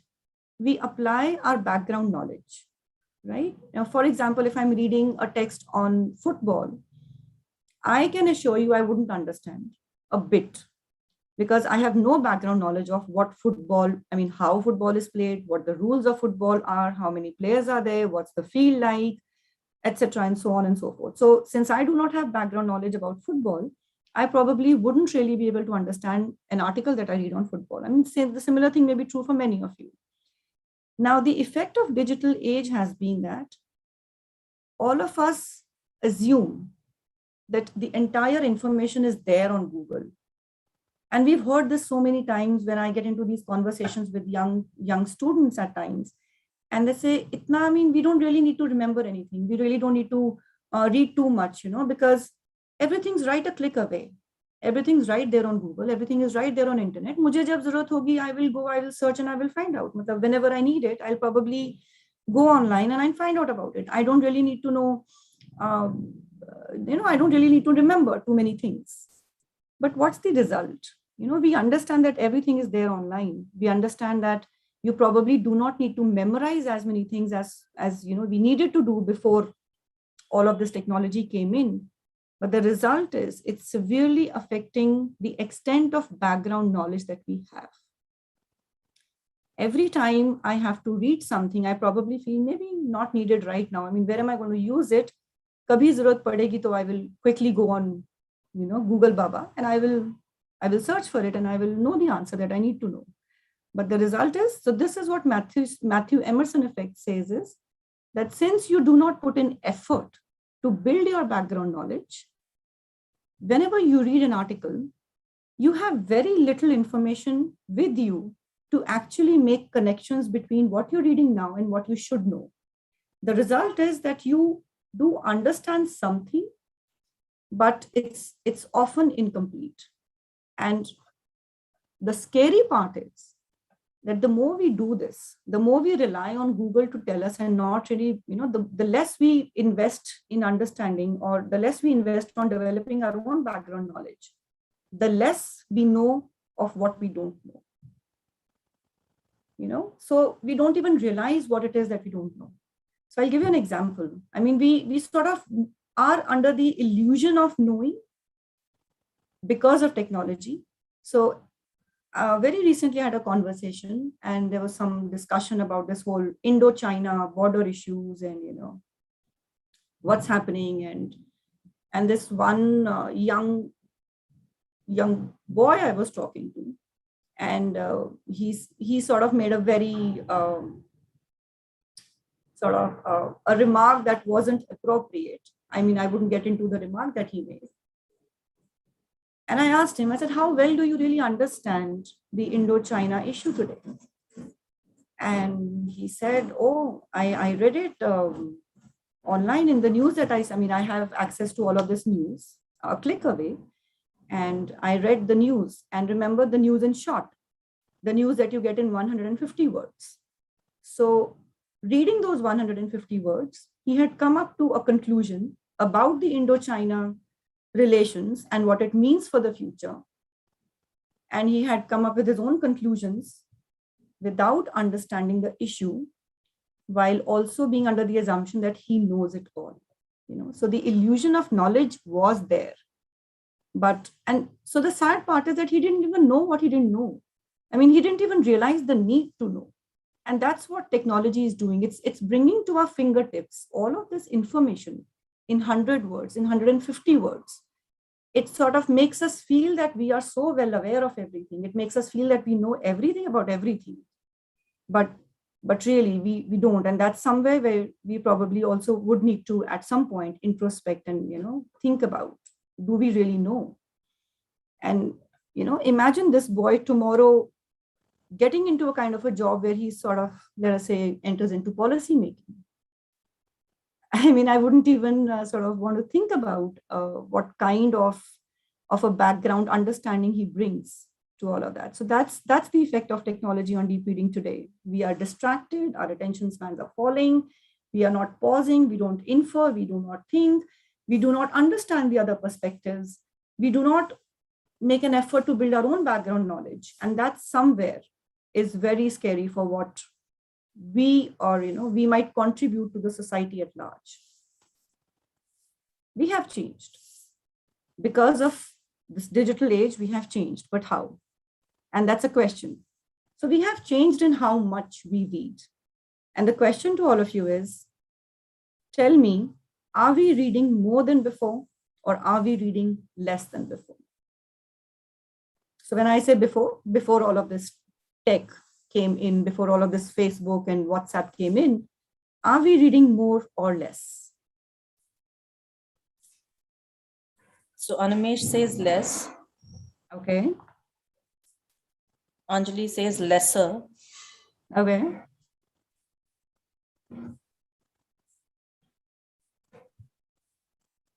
Unzila says less. Mm-hmm. Kind of unanimous. I think it's unanimous. Okay, anyone who thinks we are reading more than what we used to read before?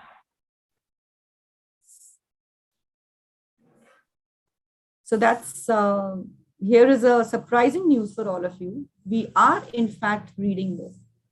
Okay, so Nidhi, we have a couple of comments. Aditi says we have more to read but less to understand. Nidhi Negi says I always love to read and paperback. Anjali says, for example, the reading time right before bed is taken up by social media. Yes. The night time and the early morning time. I mean, before we sleep, we have to look at social media. And the moment we get up, we have to look at social media. Yes. Yes. That's true. So, yes, I mean, one of you did say that we are reading actually more than before, which is true. You know, we are reading. So if you look at the number of words that an average person is reading now, the number of words we are reading has gone up. Why? Because earlier we used to rely on, every time we thought about reading, we would just rely on the books or say the newspapers or the magazines, which were available at times, not readily available. We were reading a certain number of words per day. But ever since this technology has come in, we are reading more because we are reading more number of words on WhatsApp. We are reading more number of words on Facebook. I mean, imagine you're scrolling through Facebook for about an hour, the number of words that you're reading in an hour. So if you look at the number of words that you're reading, yes, we are reading much more than what we were reading earlier. But like one of you said, we may be reading more than ever. But the question is, do we really understand? And here, probably going back to that boy who was coming up with his own conclusions about the Indo-China situation. You know, we may be reading more, but the question is, are we really understanding what we're reading? Because everything's moving so quickly, the information is changing so quickly. And okay, the next is we have changed in how we read. So it's not just that we are reading more than before, but the way we read has also undergone a change. How has it changed? Now, earlier when we were reading books, you know, every time you had a doubt about a particular word or you wanted to understand something more, I mean, you had to really dive deep into the lines, you had to dive deep into the text of the book. You had a doubt, you had to sort of underline and circle, keep it there, and go back to your dictionary maybe at some point, but you have to really get into the depths of the text. Now what's happening is, the way we're reading is, we're not reading, you know, in depth. Now what is happening is we are skimming through. So skimming is, I mean, that's what happens, you know, if I even say get a blog to read, I do not have the patience anymore. Right? I would see the blog, I would probably scan through headings, I see a couple of keywords that I want to, and I'm done with my reading. So the result is, because now I'm skimming more than ever, I'm not getting into the depths of the text, the multiple layers of meaning in a text. The research shows that it is now affecting our ability to even simply recall the sequence of events and details. It has reduced our memory spans. It is reducing our ability to recall, because when I'm not putting in that extra effort, I'm scanning through, right? When somebody asks me to recall what I've read, I may be able to give you a brief idea. But when someone asks me to recall the sequence, let us say I've read a story, and surprisingly, it has been found that people find it even difficult to recall the sequential events which are important to be able to recall a story. The details is something that we keep forgetting now. So we are changing in how many of you have, I mean, I'm sure all of you are young children. So you would have heard this acronym TLDR. Can you quickly tell me what that means? I learned it very recently. TL/DR. Any guesses on what it means? Yeah, Aditi says too long, didn't read. Yes. And I think that's a very common term that all of you are using today. You know, when every time some content, some text comes, an article comes that's long, you know, we simply just skip it. It's too long, didn't read. So the next change that has happened is, we have not only changed in how much we read, which has of course gone up, but we've changed in how we read. We are skimming more than ever. And we have also changed in what we read. Here is, of course, you're too long, didn't read, but you know, what has happened is, earlier when people were putting in too much of an effort to understand what they're reading, because there were no distractions, the books were right there, and you know, they had no option but to understand. If they wanted to read a book, they have to understand what's there. The authors were also writing that kind of content, which was complex. The sentences were complicated, and you really had to apply your mind to read. But now, because we are getting used to the shortcuts, we are getting used to information in short. You have now books in 10 minutes, news in 50 words. So because we're getting used to reading simpler things, we are also losing the patience to read anything that's even a slightly bit complicated. And that is affecting the way the books are being written. Very interesting research I read, not a research, it was an analysis done by someone who said that if you compare the kind of books that were written 50 years ago, and if you compare the kind of books written now, you would find a massive change in the quality of content that's being written. Earlier, the authors were not worried about complicated sentences. Today they are. Today they are worried about writing complicated words. They're worried about writing complicated sentences, because the more complicated they write, what it means is that the lesser audience they will have to read their particular books. And in fact, sharing my own experience here, we in our organization are into creating a lot of courses for teachers, and where we sort of get into writing what literacy is, we sort of get into writing what language is, how do children learn to read, etc. So we have to write a lot of content. And I was having this conversation with another partner organization very recently, and we were all together writing content and taking feedback and discussing on the kind of content that should be written. And they came back to me and they said, Nidhi, the teachers won't understand. Aapka content 2 pages hai. It's as long as 2 pages. Can you reduce it to 3 paragraphs? That's what we're doing. Because of what we read, what gets written also is now changing. And it was shocking to me that we have stopped expecting this from our readers.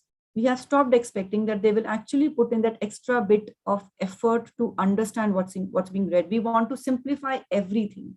We want to give everything in a plate right there, easy, something that can be very easily digested by the reader. And that does not lead to learning.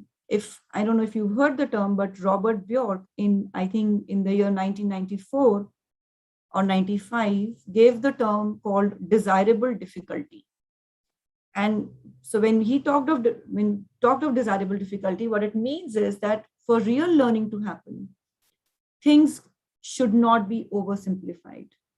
Learning happens the best when things are a little difficult. Because when things are a little difficult, you put in that much of effort. When you put in that much of effort, you might be uncomfortable for a little while. But when it finally happens, that learning is much more long-term. That learning stays with you. So, but what we're doing now is we're making things way too simple for everybody else. And that is a direct result of how, because of the way we read now, the content is also changing. I mean, you would probably understand it. I mean, if any of you have read Chetan Bhagat, it's very simple to understand, but you compare it to some other fiction written, say, 50 years ago, say, Crime and Punishment. It's so different. The quality has completely undergone a change. Now we are looking at oversimplified content. So what's the fear here? The fear is that we are simplifying everything so much. We are wanting everything right there, that are we really training our brain to never get into the depths of content, to never get into that thinking mode? And if we do that, what does it really mean for the future reading? I think we are mindlessly passing information around. We are sharing instantly. And the more we do that, the more it tells you that you're very easy to be manipulated. The young population and us, all of us, the moment I get, say, a fake news, I don't know it's fake news.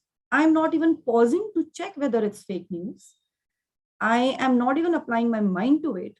I read it, I react, and I say, oh my God, this has happened. And I immediately share it with 50 more people. And I spread, and that false fake news spreads like wildfire. That's what's happening. We are mindlessly passing information. We're sharing so quickly. And imagine someone taking, the more it's becoming like a herd mentality where we are exposing ourselves to be very easily manipulated, and that's something that we have to be very, very conscious about. Well, a lot of what I said was sort of more towards, I mean, the intention was not to scare all of you or to, that it's not all hopeless. So but what's important is that we should be aware of these things. We should be aware of what technology is doing. We should be aware of how it's changing what we're reading, how we're reading. We should be aware of the dangers of not getting into the depths of the text. We should be aware of that. We know that technology is here to stay. But what we now need to do is, if we know that these are the dangers, it's on us to get back on track. It's on us to teach ourselves the art of reading again. We probably know reading, but it's on us to teach ourselves that nahi, reading superficially is not enough now. I really need to enter into the depths of understanding. Or it's on me to say that I will not pass judgments the moment I read a particular news item unless I've really understood or read all that there is to read about it. It's on me to control my grasshopper mind. So grasshopper mind, of course, moving from one to the other. It's on me. If I am aware that this is what technology brings in, I will have to be probably more conscious of the fact and then take steps or make efforts to make sure that whether I'm reading a book or whether I'm reading on digital medium, frankly, that doesn't matter. You may be reading a book on tablet. You may be reading an article using your mobile, or you may be reading a newspaper in your hand.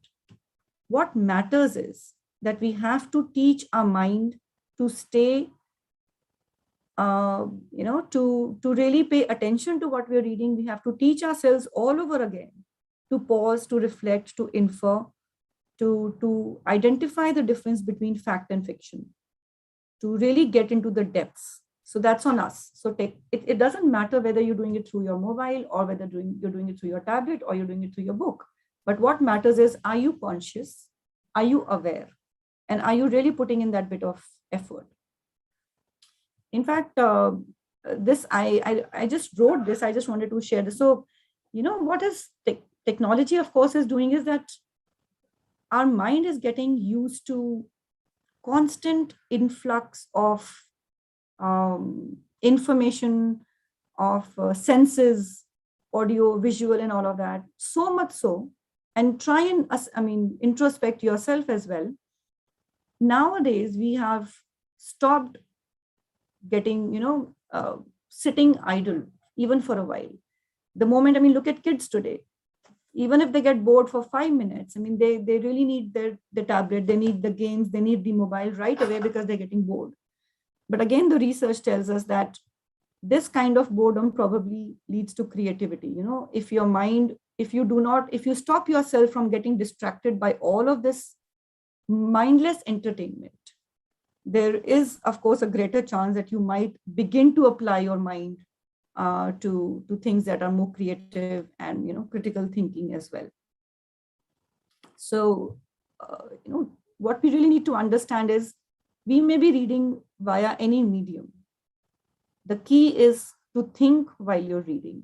So let's not read mindlessly. Let's be aware of the dangers, but that does not mean that we do away with technology. That does not mean that we do away with all of the resources at our disposal. That does not mean we do away with Google search and trying to understand. That does not mean we do away with these short snippets of news. But what it means is, while you are doing that kind of reading, also invest in deep reading. Make sure that's not the only kind of reading you're doing. Make sure you're actually getting into the depths of knowledge and understanding. Let's all take time to process when we read. Let's all be conscious and aware and decide to think when we're reading. I think that's the key. So that's where I end. I'm happy to answer any questions that you may have. Thank you, Dr. Nidhi. That was indeed very insightful You spoke at length about how necessary it is to address questions like how much we read, how things have changed in what we read really. Meanwhile, while I'm talking, I will request the participants to please ask them. Also, you spoke about how conscious we need to be in the fact we tend to different digital interfaces that come at us all at once. Like you very rightly said, sometimes there's an email and then a laptop screen open right in front of us, or maybe a phone right, and 3-4 devices all at once. So that kind of a situation, what is our predicament when we go about life? And if that is true for adults, it is true for children as well. This is an enabling system. The digital world is an enabling system, and yet it does require us to leapfrog from one portal to another. And considering the crisis that we are in, the Anthropocene, the world of the Anthropocene, where we are bound to live in a fragmented world, fragmented discourses, we are even more liable now than ever before in this scale of postmodernity to be more susceptible in terms of fake news, and in terms of how minds also are becoming more manipulable. So another important thing is that technology doesn't really capitalize on the powerful learning that happens in social and collaborative spaces, and parents and teachers alike will attest to that at this point. And that is why this is a place where now more than ever before we must understand the need and the urge to slow down, focus, and infer, pause, think, infer, reflect deeply over whatever we read, and not try and consume all that is available to us, because ultimately it's our background knowledge that must be spontaneously available from our minds and not from a click away. So in that sense also we need to understand this. I must also take responsibility here and also mention that over the years the whole discourse of education has centered so much more on making the child learn through seeing. So the child's visual scape has become the privileged space, the prioritized space where the child is made to learn. And what that has done is occluded other paradigms where the child can innately learn, like proprioception. The child can learn through proprioception. The child can learn through olfactory and other ways of sensory, of tactile learning, which the child has enormous potential to do, which the child does also when they play with mud. And schools were encouraging that a lot. Unfortunately, learning did not really. I don't know if I'm audible. Yes, you are audible. Yes, because I can barely see the screen. So this is what I was trying to focus on how education itself, especially for little children, because we must also take the onus upon us as to how we have left it to the child, the post-human child, to learn everything from the visual, by privileging the visual learning possibilities for the child. And the digital world easily capitalizes on that part, and then that cycle of a disintegrated form of learning often happens because it takes a lot of effort to get children to stop and pause and focus and read, especially when it's so impactful. And these multimodal ways of learning are so impactful all at once visually. So we must also take onus, and we must also take responsibility in trying to instill learning from other perspectives also, other forms of sensory data accumulation, sensory integration of material, so that there is better divided attention when the child is called upon to provide that kind of divided attention in the fragmented postmodern world that we are currently part of, and especially considering the very social debates that are going on in a place where the child is most susceptible to this kind of social constructionism also. So with that, I think I will first uh, um, uh, thank Dr. Nidhi for this wonderful, brilliant discussion that she did. Also, I will now request her to please address the questions that we have from students. Anjali says, how do we go back from this glitch that technology has caused in our system? And Dr. Nidhi especially spoke about plasticity. Neuroplasticity is immense. How to start being okay with sitting idle again? That's the first question, Dr. Nidhi. Oh, well, the only answer is practice, I guess. So how do you start being okay with sitting idle again? You got to force yourself to do it once in a while, because the moment you begin to sit idle, even for a minute, you become uncomfortable. You want to immediately grab onto your phone and, immediately see any new messages, any new mails, any new pictures, any new cartoons for me to see. I think that's where self-discipline comes in. And now that you are conscious that this is an issue, I think you can consciously take steps to work on it. So, yeah.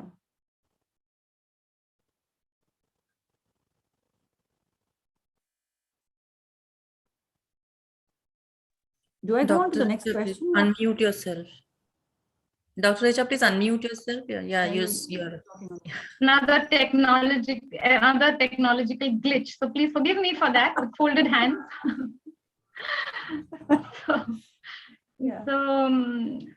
So Pushpita ji, she says, in the context of children's reading, Ms. Jha's session talked of availability of a variety of literature that is available, which gives choice to children. This is more than ever before. You've brought another angle of deep reading for children developing reading habit at an early age.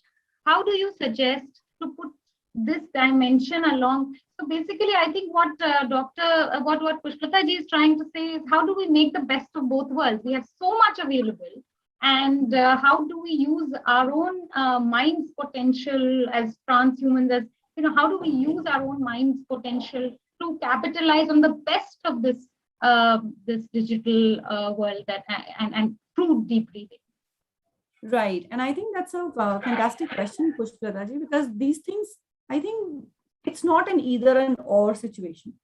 The fact that today, because of digital medium, there is a host of literature available for children to access and to read and to go through.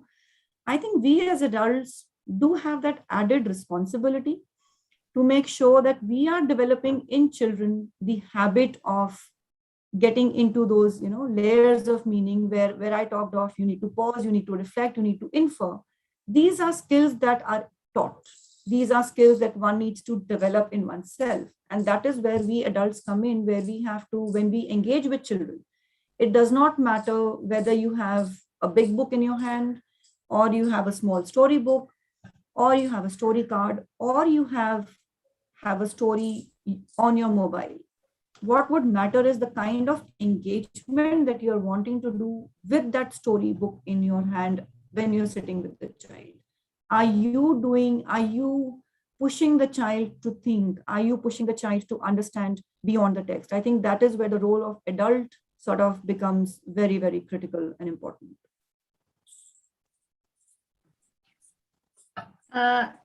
Yes, thank you so much, Dr. Nidhi. There's another question. We have a volley of questions thrown at you. So Aditi asks, when children who are still building up their reading skills, and keeping in mind that in this time and age due to the pandemic, when learning has more or less shifted to the digital platforms, how can they be helped so that technology doesn't affect their deep reading and thinking abilities? But she also says she's got the answer in the last question. So the same answer. Yeah. Okay. Yeah. Okay. Sindhu asks, not knowing or saying I don't know can lead to humiliation sometimes. Or some might feel ashamed to say so. Not only children, but adults are going through this. So, how should we combat this problem? Fantastic question.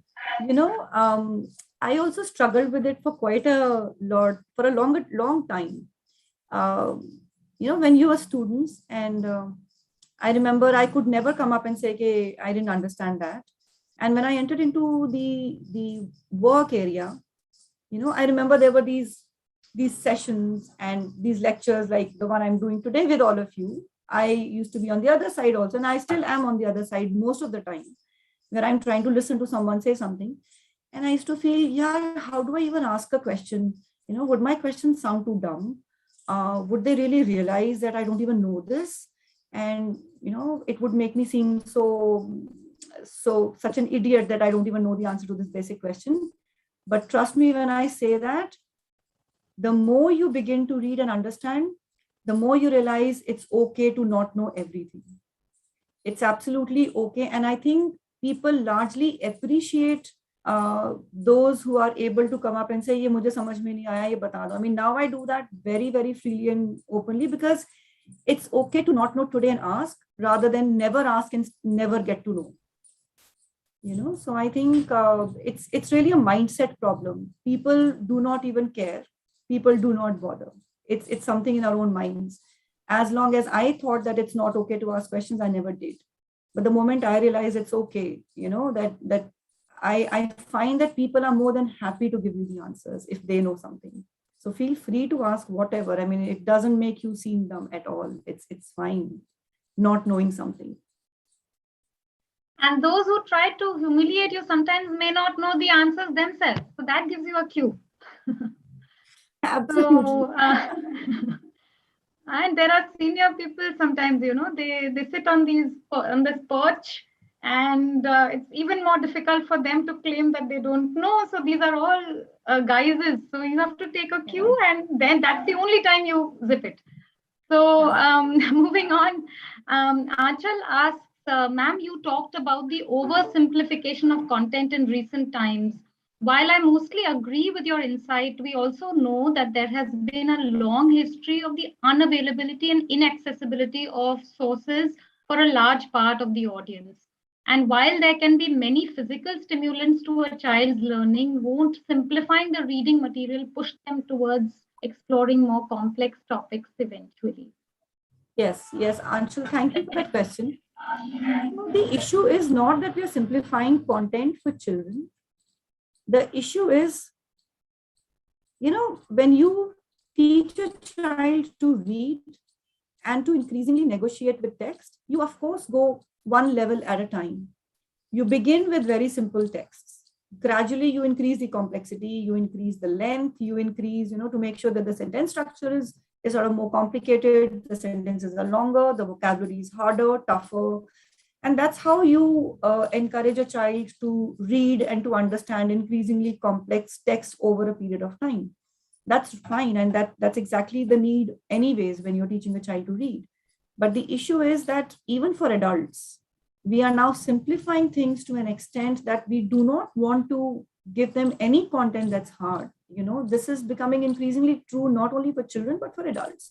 And that is scary when we assume that the adult in front of you wouldn't understand, or when you assume that, they wouldn't be able to think about it. You're actually undermining the intelligence, you're undermining the capacity of the brain to get into those multiple layers of meaning. When you're oversimplifying, you're actually creating a hindrance to the entire learning process.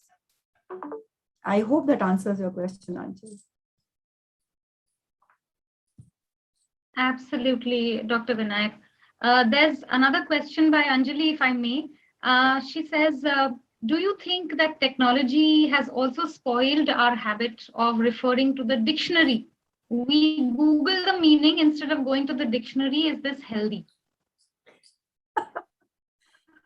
When you talk of words and the use of words, frankly, I wouldn't think that there's too much of a difference whether you go to a dictionary or whether you go to Google to understand.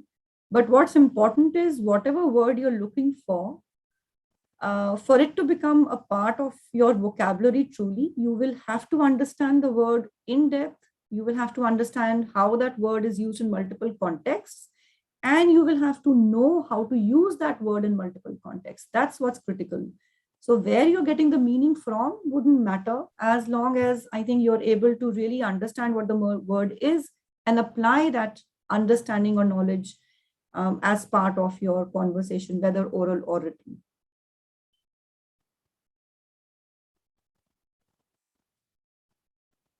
Okay, there's a question by, no, I think there's a question from Animesh.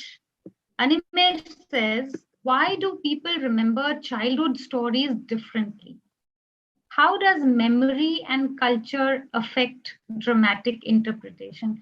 Can we take one question at a time? Because he's asked two, and these are very good questions. The first question is, why do people remember childhood stories differently? Probably, I don't know. So when you're saying why do people remember childhood stories, are you talking of the stories we've read or the stories we've heard, or anyways, the stories we've engaged with? You know, in our childhood, look at the way we were reading. If you're talking of reading, or even if it's listening, you went into a whole different world altogether. You know, your grandmother reading out a story or telling you a story transports you into a whole world of imagination. You ask questions, you sort of imagine those things happening. You imagine yourself in the place of a particular character. You try to feel what the character felt. You transport yourself there. And it's that experience of a story that stays with you. And the result is that the story stays with you. However, I mean, if you do that even today, you know, if you come across a story that really transports you into a whole different world altogether, I'm sure you would remember that as well. But the way children read and engage and, you know, get excited about and connected to their life and do those visualizations, I think that's what we probably, if we miss it in adulthood, that's when the story doesn't stick with you. His other question, Dr. Nidhi, is that how does memory and culture affect dramatic interpretation? So can you explain what you mean by dramatic interpretation? Animesh, do you mean how does memory and culture affect interpretive strategies? If that is what you mean, how does memory and culture affect interpretative strategies? This is a thing which is often addressed in reception theory. Or maybe if I understood the question correctly, maybe, you know, if you go back to the story that we talked about right in the beginning, where all of you, the for sale baby shoes never worn. And, you know, different people all of you interpreted the story in a different way. While some of you talked about abject poverty, some of you actually interpreted it to be a story of affluence.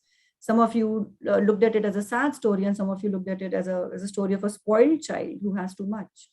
So I think it's the background that you come from, the culture that you have, definitely that has a huge impact on the way you interpret what you read. Of course, I mean, that's what a text does, right? A text is not passive. A text is very dynamic.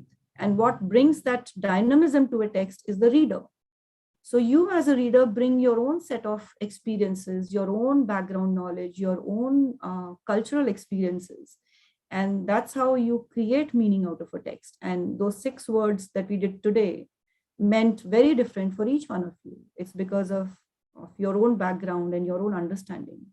I think that's why a text is alive. That's what makes a text alive. Dr. Vinayak, there's another question by Sindhu Khanduri.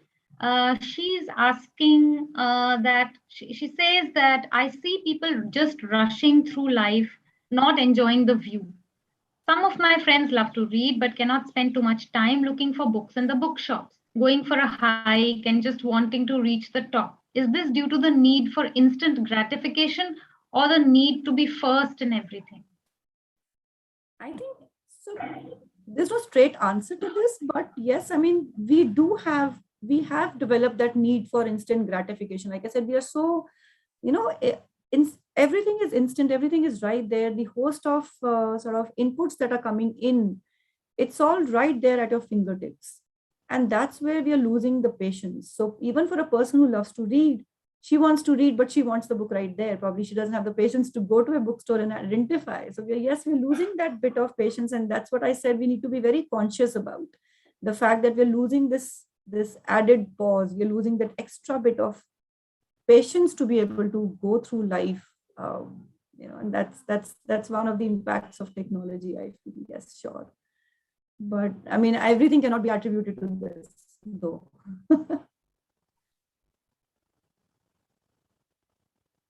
So I think that that concludes our question and answer session with Dr. Nidhi. Dr. Nidhi, you have been so kind and so gracious with your time. You have patiently answered all the questions that we threw at you. And it's lovely to see you conclude with that smiling face, even after the volley of questions. So thank you. It's such a pleasure to have gone through this session. With that, I think I'll thank you and move on to the next session. Thank you, Dr. Vinayak. Thank you so much. It was wonderful being here. Thank you.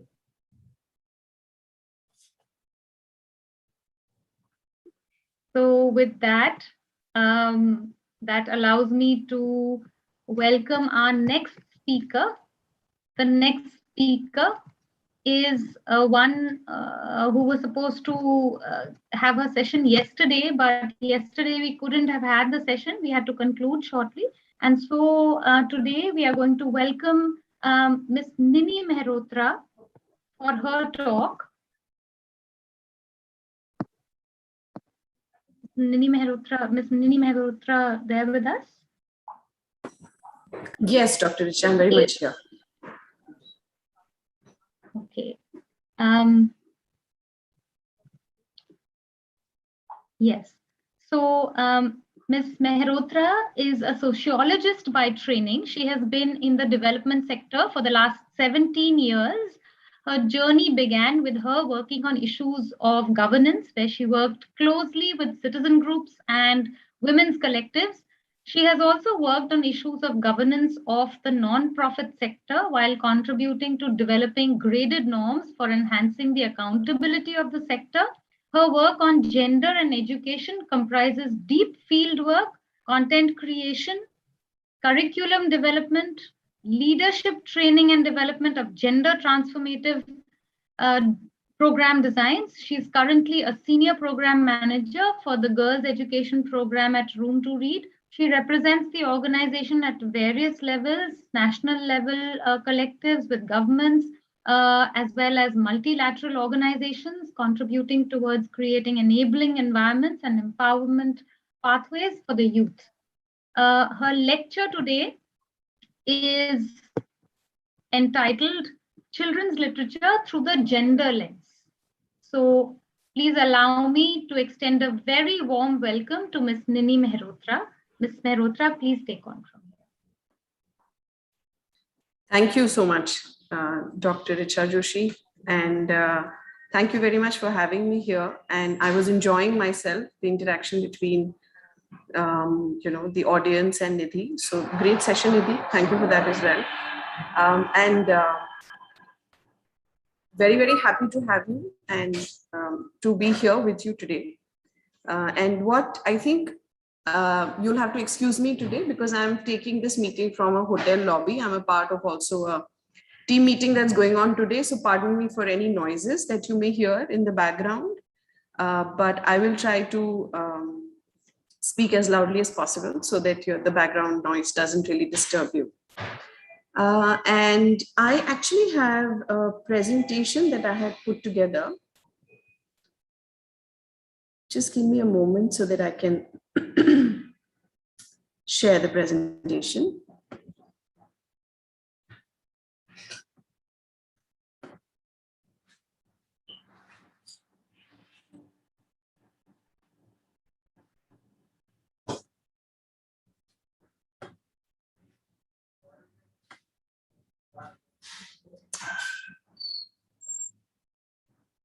Yes.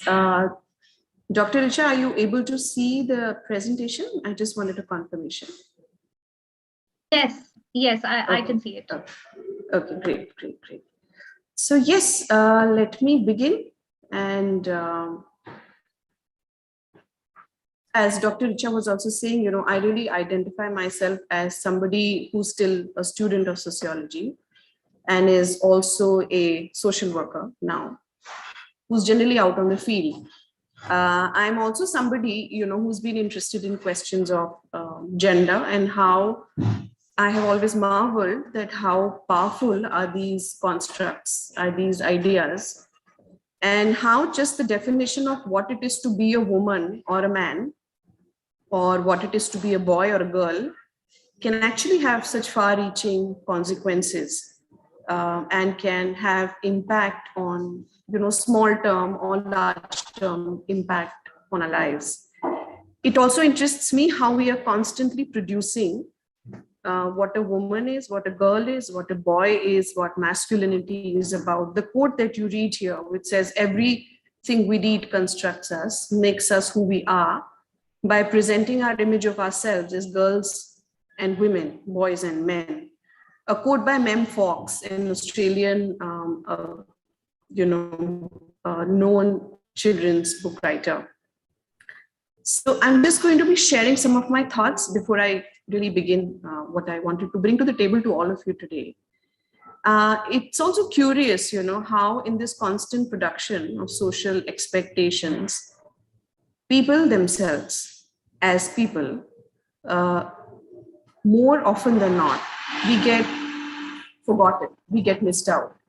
It is also important to understand how the gender of man, generally the one that's having more privileges. If we look around, if we reflect on our own experience, so we generally see that, curtailments, limitations are for everyone, the girls, the boys, men, women, but it's generally girls and women who really feel that they are at a lesser privileged position, and who also experience that than the men counterpart.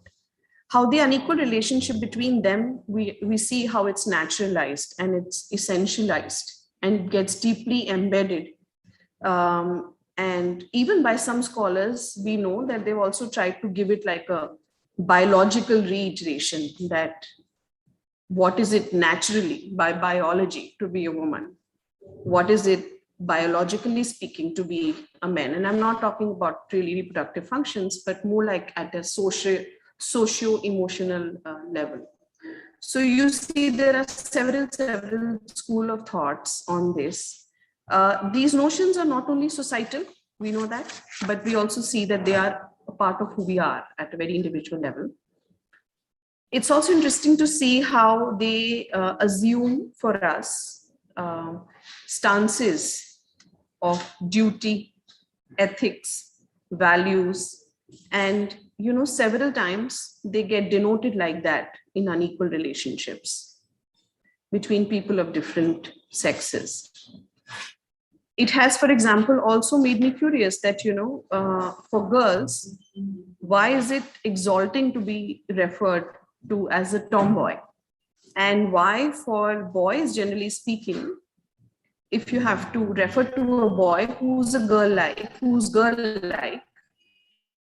to him as sissy. That's the general terms, right, which get used. And in fact, I would probably take a little pause here and invite few of you, if you could just look up, use Google, that's all right. But if you could look up what is a tomboy definition and what is the definition of a sissy, take a moment, look that up, and if one or two of you can actually even type it out in the chat box, it will be good for us to talk further.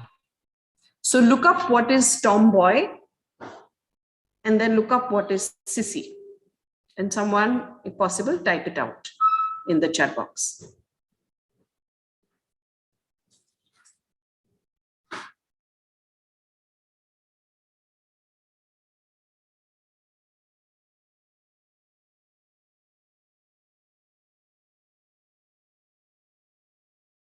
Brilliant. Thank you so very much for these responses, friends.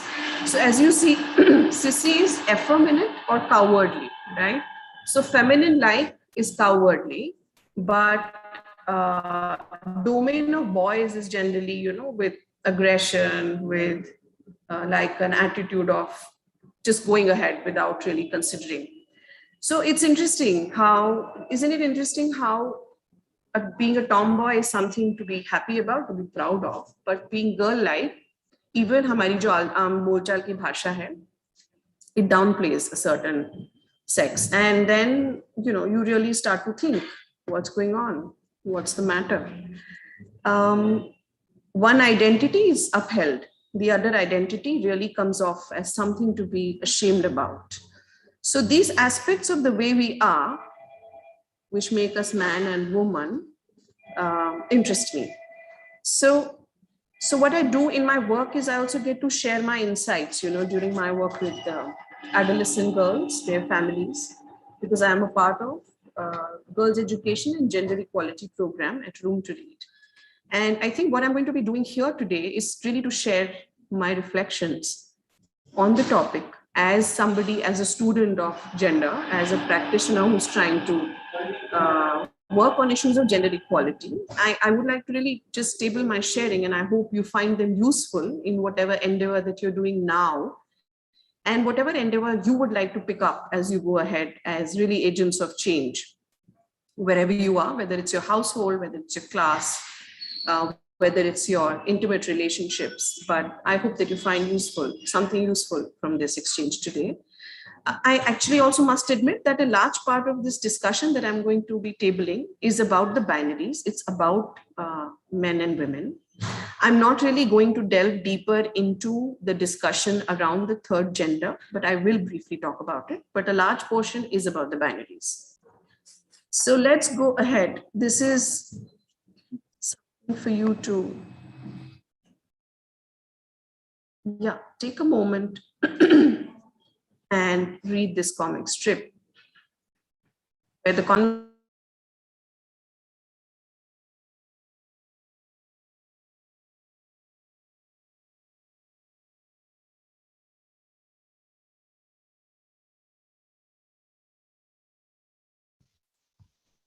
you're on mute.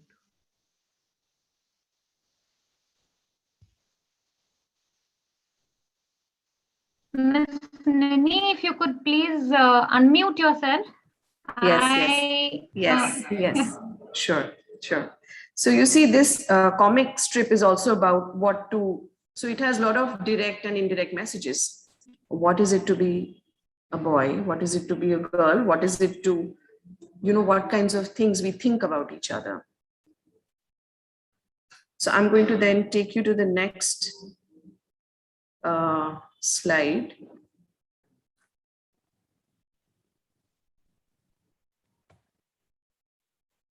And this is thanks to Nidhi, because this really comes from, this is something that she had shared with me, and it hasn't left my imagination. ये एक activity है, for younger students. It is in one of, I think, the government reading material somewhere. I forget now the details. But you just have a look at this image, just study, just read the different things that this lady is supposed to be doing.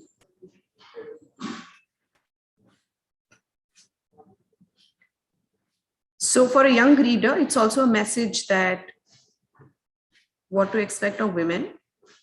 For a young girl, it's also a message of what she needs to grow into. And if you are a woman, or if you're a female who does not do all of this, you're probably not worthy of being called a complete woman from the outside, but also from the inside, right? There's an inside voice that's constantly talking to us. So Dr. Richa, I see Akanksha has raised her hand.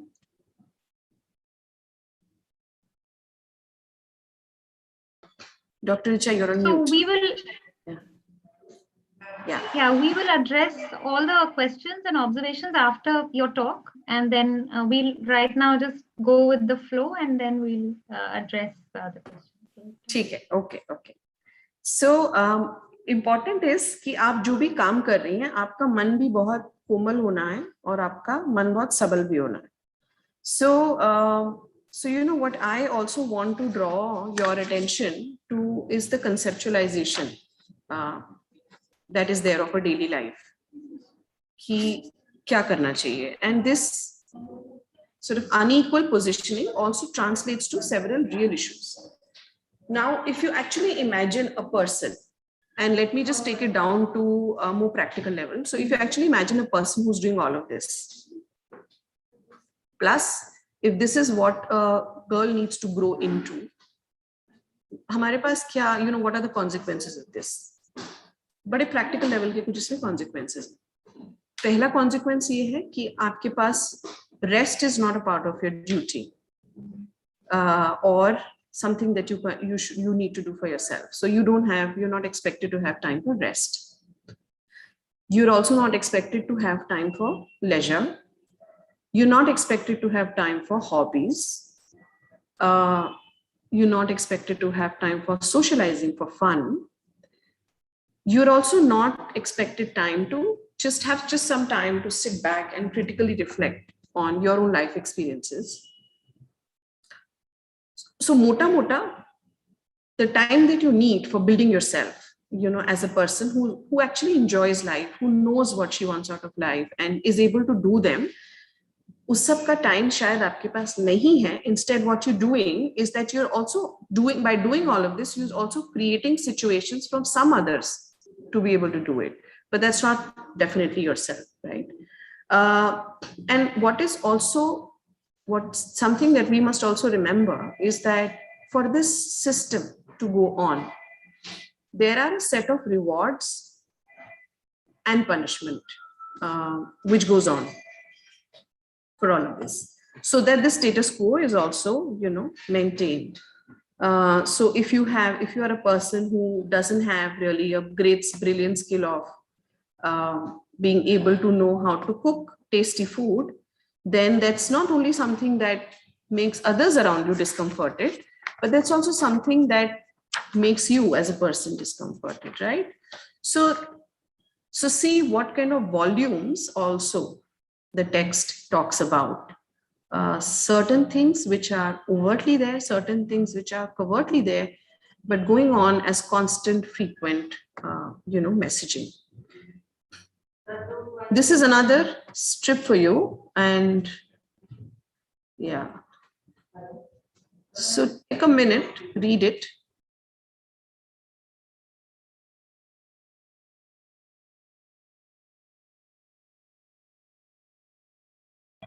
Yeah, so it's interesting how, if you actually read through,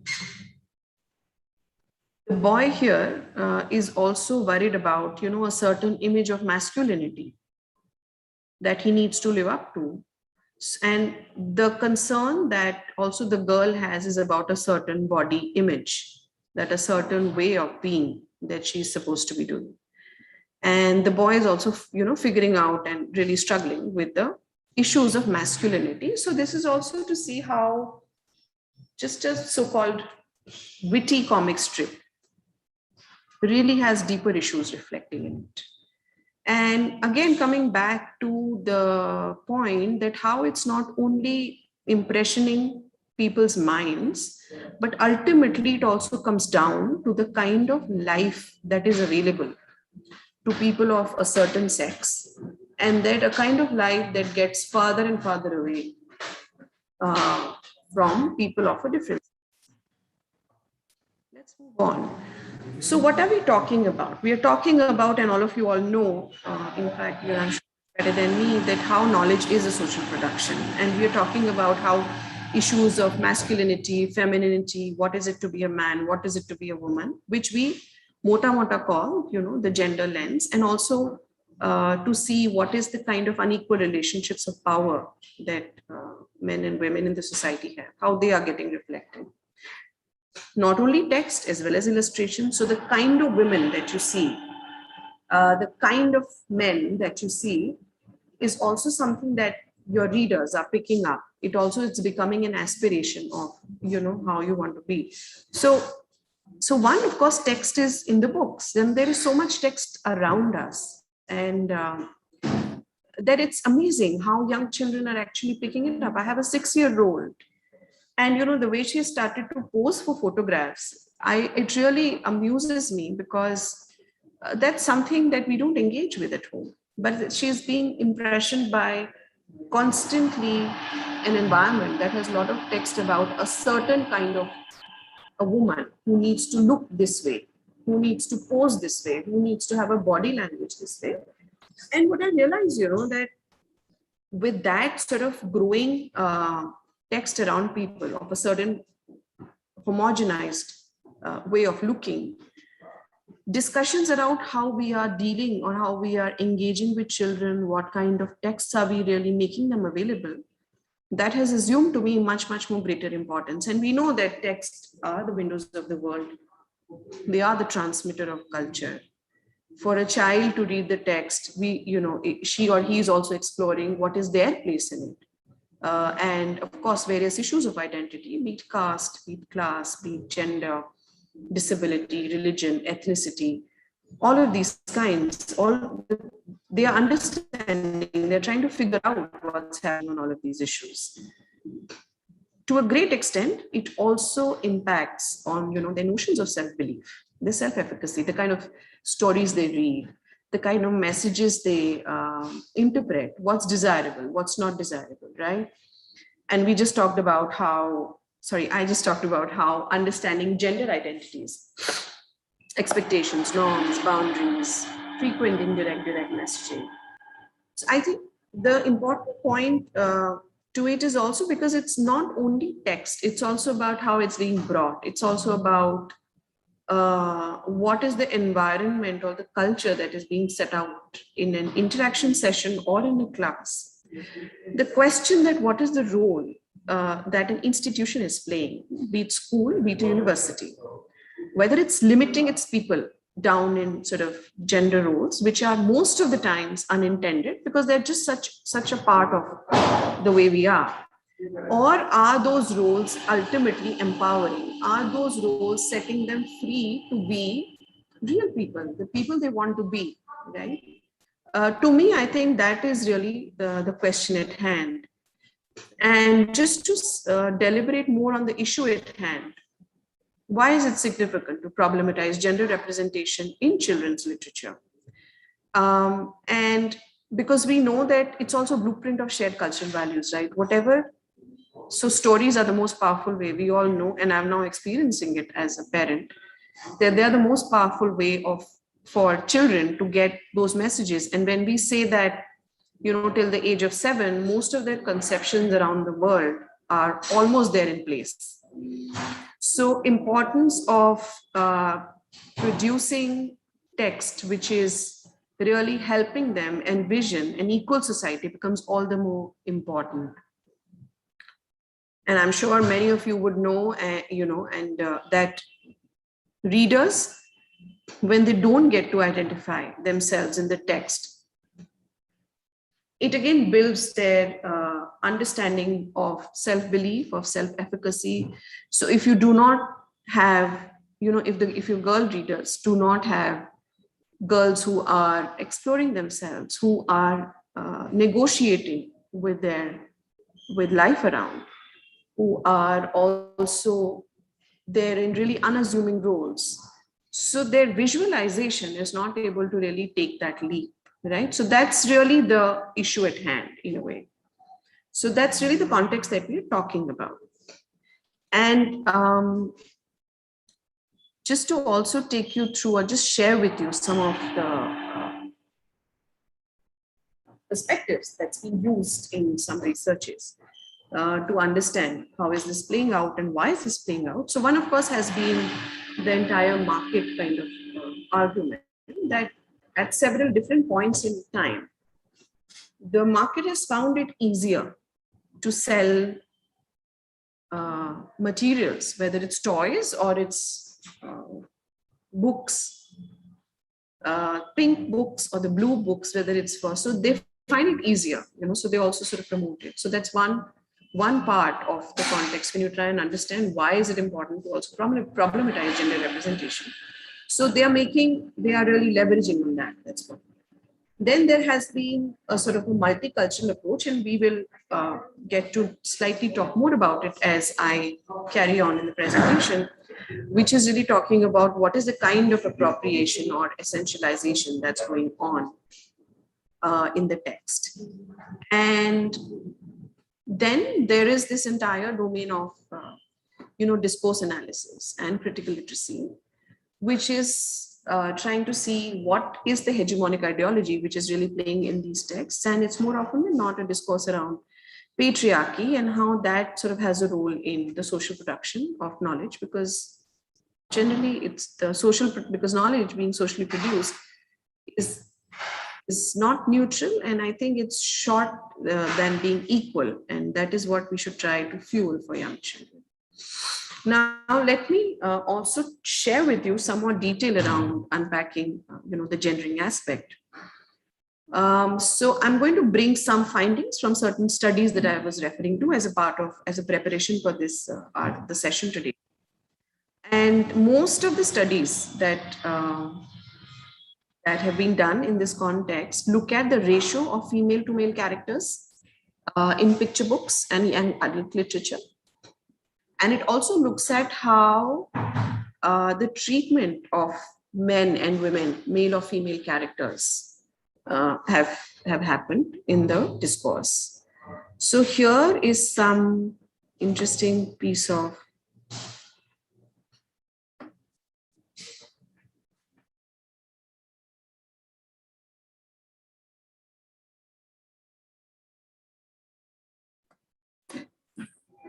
Yes. So, the first question, or the first issue is really underrepresentation and invisibilizing.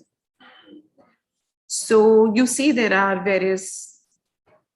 names of various countries, and this is essentially, like I said, some young literature as well as textbooks. And there is more detail available on all of these. So I've just picked up a few things and put it here in the want of time. But there are details in terms of, when this research was done, who did this research. So if any of you are interested, I'll be happy to share those details over an email and you can have a look at it. But you see that we're talking about how a number of culturally specific male names are more in texts. Gender pronouns are considerably higher, and we have seen that even in the context of our country. You see point number 4, where it's male exclusive language. That's also like the very fundamental, like the very basic level of very visible inequality that you see in the text. From if you're starting to look out from a gender lens, then you will notice that it's generally a he, and it's now sort of starting to change, but it falls. It falls to the crack more often than not. Also, when teachers are standing in the class, if they're talking about something, we tend to talk about he rather than a she or a he and she. So that's the point. The number of males in a subject position. Subject is often the key actor in a sentence, right? So the number of males in subject positions have been found out to be more. Number of females in object positions have been found out to be more.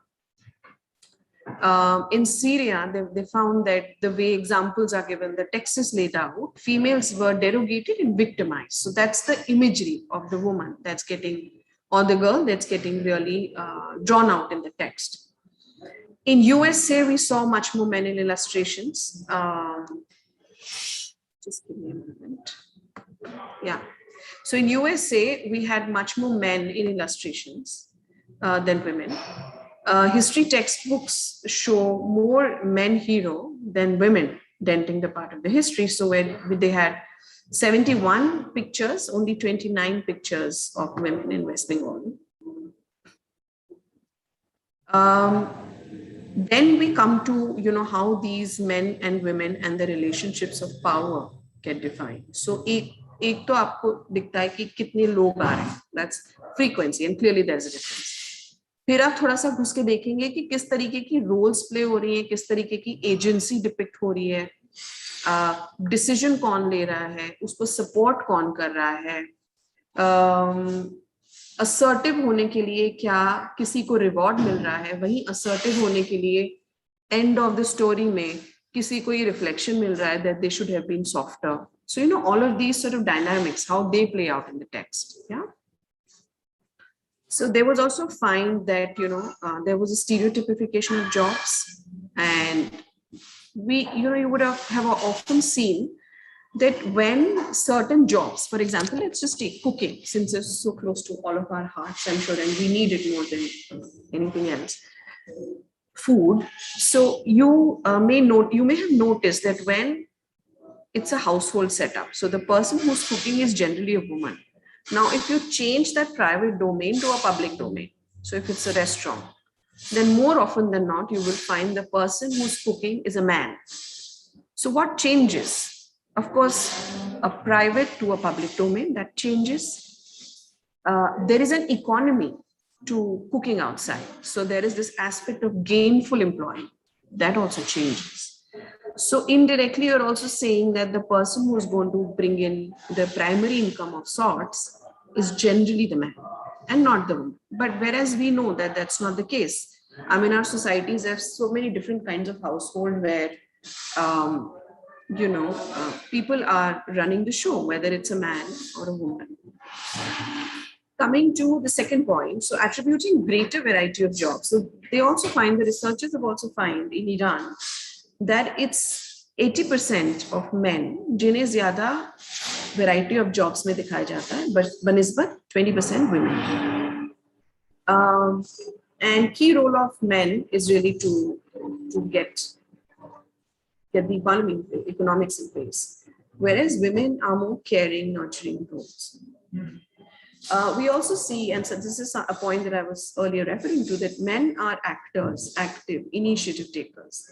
Women are generally also shown in support role and passive role, and this we are talking about larger trends. So if the imagery of a doctor, you may have a woman, a man, but the imagery of a nurse, you may generally find it's a woman. So who's in a supporting role. Men in leadership positions in case of Malaysia, and women in audience. So that is the kind of portrayal that we found.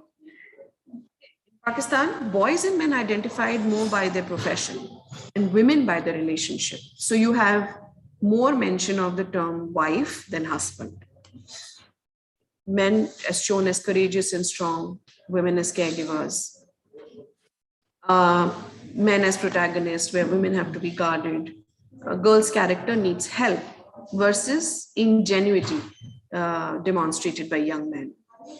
Then, like I was saying, girls with active qualities, how they are becoming submissive at the end, and sometimes the entire stories actually were that. So what did this do? Many of you would have read about Althusser. We see that this is also a part of an ideological state apparatus where things are not overt, but really covert, and how they are being reduced as man and a woman, citizen as well, and how this project really starts early, which is fine, but then what it does is it sort of pulls people back from realizing their fuller selves.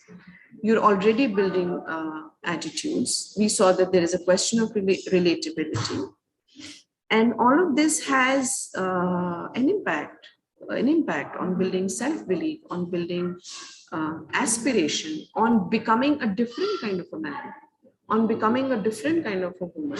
And probably as a person, you don't relate to the idea, a homogeneous idea of what a man or a woman is. But then is there space for you to express?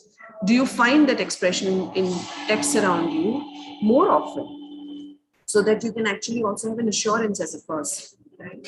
We, of course, spoke about how it essentializes, it naturalizes, how it limits your experience as a girl and a boy. And I think overall for me, probably what matters really for, and if you're talking about children's literature, whether we're giving them wings or are we drawing boundaries for them to think in a certain way. And when we look from the lens of gender to become more aware of what's happening, right? And so, here I'm going to talk about a little, you see on the left, there is a report. So there was a report released, I think in 2020, if I'm not mistaken. And you can actually go online. It's an interesting, I haven't been able to read the full report. It's just a 100-page report.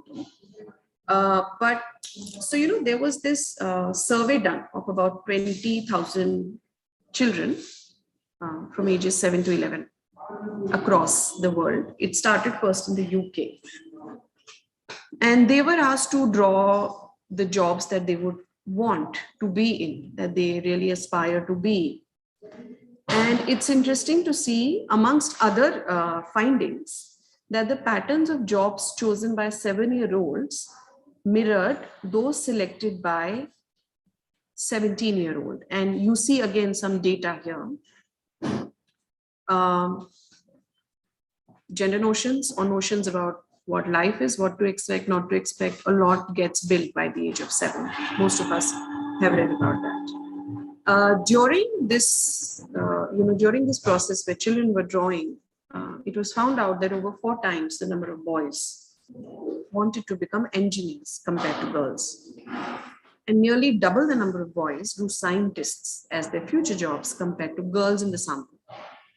And the report has an interesting sort of note that, you know, in the UK in 2018, when they had their second female prime minister, even given that context, girls are far more likely to select careers traditionally seen as women work: hairdressing, nursing, designing, whereas boys aspire to become more like mechanics, airplane pilots, army officers.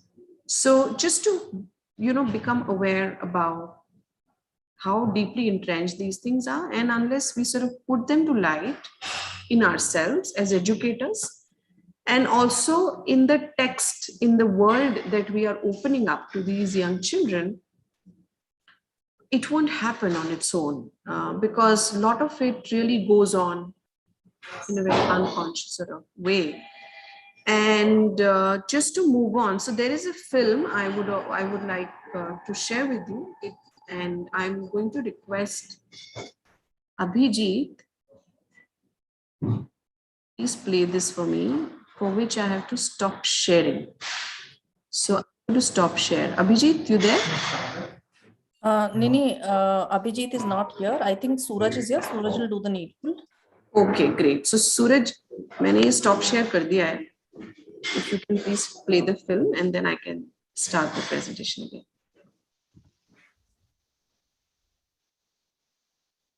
Afternoon, we're going to draw people doing different jobs. And the first job we're going to draw is a firefighter.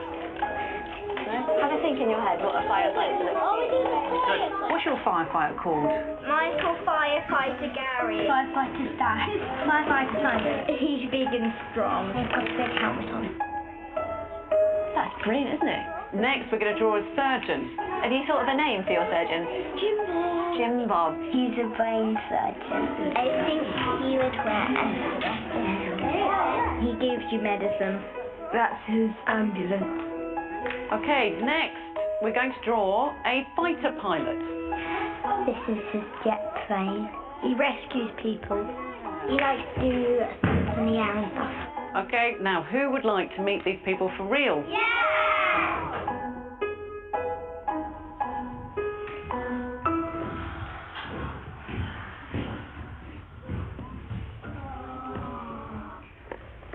When you're dressed up. My name's Tamsin and I'm a surgeon in the NHS. My name's Lauren and I'm a pilot in the Royal Air Force. My name's Lucy, I'm a firefighter in the London Fire Brigade. So who wants to know how to do an operation? Who's putting on? Let's find my stethoscope. We put this in here. There you go. Now you're a proper fighter pilot. Bit into your ears. Can you hear that? Yeah. Really good. Much better, yeah, much better than my kids' one.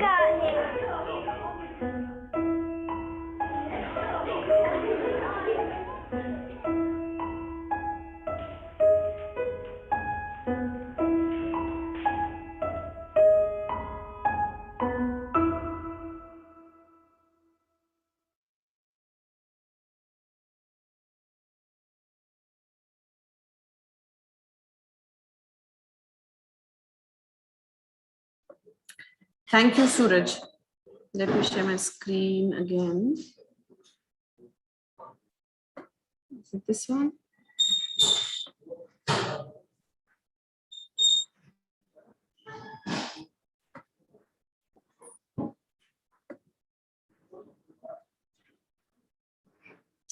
Okay. All right. So let's move on. And yeah, I can just share a bit with you about some certain historical context of gender lensing. So there are various waves of feminism: first, second, third, fourth, fifth. I think we're currently, it said that we're on the fifth wave, but you can look up, it might also be debated. But just to get back and see how did it start and how has it changed? Because gender lensing, I think it's also something evolutionary in nature, and we can keep understanding it, learning more about it, deepening it in ways that we think are very relevant to our lives. So the first wave of feminism was really about, dominant political discourse.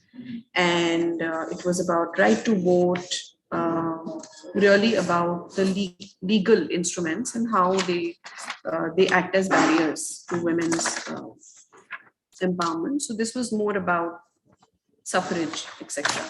The second wave of feminism paid more attention to how the dominant discourses were actually shaping gender identities, whether it's in the familial domain or it's in, say, the workspace domain. How are those issues getting shaped? So it is generally said that the second wave of feminism also drew this picture of a woman who had more agency, who was more independent, and who was more active, and who could actually take charge, and somebody who should be able to make decisions for their own. Moving on, there's also the mention of, Black and third world feminism, which is what it does interestingly is that it says, it brings in the experience and the context of people from the quote unquote third world. I'm just using as for the manner of speaking. So the it should be the third wave of feminism. So that was more about bringing people's own positions, women's own positions, women's own context into what they could do and what they could not do. So one of the arguments that is generally made is that this whole concept that women should be able to exercise agency is also the white woman, is the white middle class woman. Because if you're looking at somebody from a quote unquote third world, then there is a fair amount of context. There's a fair amount of, cultural norms, religious norms, which have a huge impact on a woman's ability to actually decide for herself.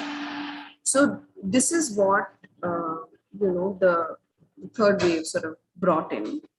And they said that we need to question these essentialist ideas of human agency, that women will not be able to overcome their oppression through resistance because there's a lot more around them that goes in, which is oppressing them. And it's not only about what they believe. So they also demanded that there have to be social discourses on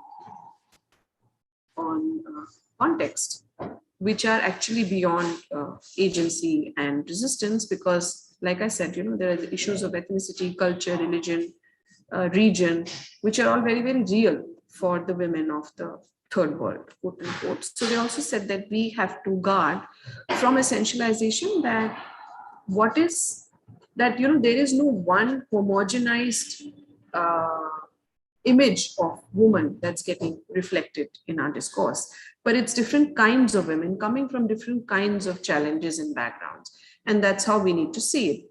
So I'm going to let me read this for you. So this is also a text which is from, really finds its footing in the Black and third world feminism.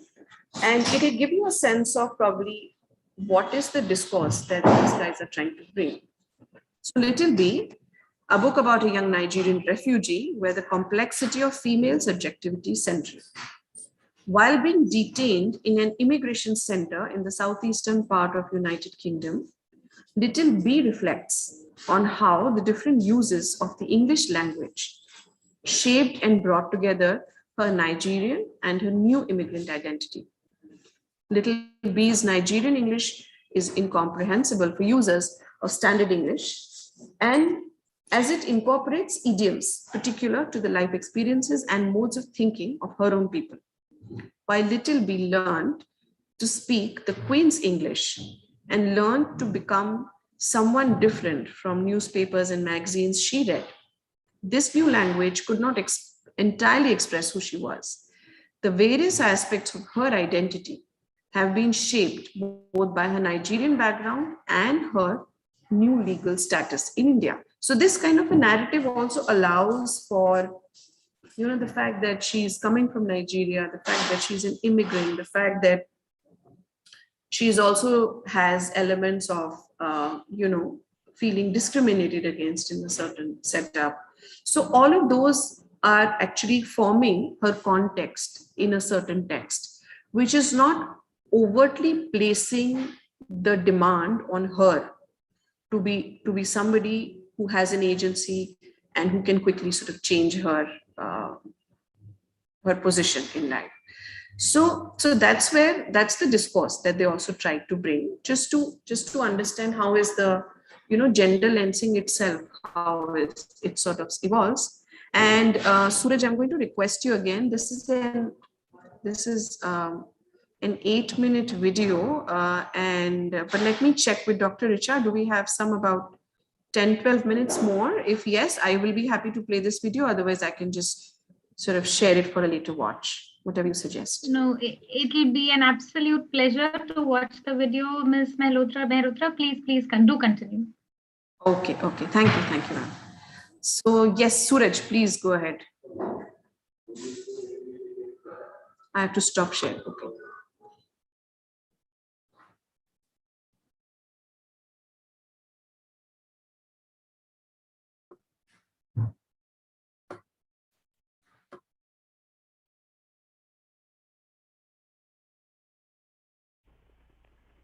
My fourth grade teacher thought I read too many black books.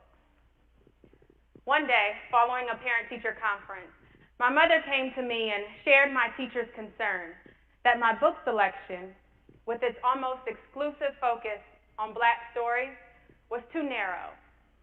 My teacher thought I should broaden my reading horizons outside the scope of just black life. Now, when my mother shared this with me, I felt confused and annoyed. I was confused because I thought, why would my mother even repeat this foolishness to me? It was my mother, a kindergarten teacher, who had instilled in my siblings and me a love and pride in our black identity and an appreciation for the importance of reading and books. And I was annoyed because how dare my teacher interfere with my thirst for seeing my own culture reflected in stories. These were the days of Roll of Thunder, Hear My Cry by Mildred Taylor, Zelie by Virginia Hamilton, and Honey, I Love by Eloise Greenfield. I read these books over and over. I wonder if my teacher had gone to parents of other students in the class who very likely had a predominantly white reading diet and encouraged them to include more black books in their selection.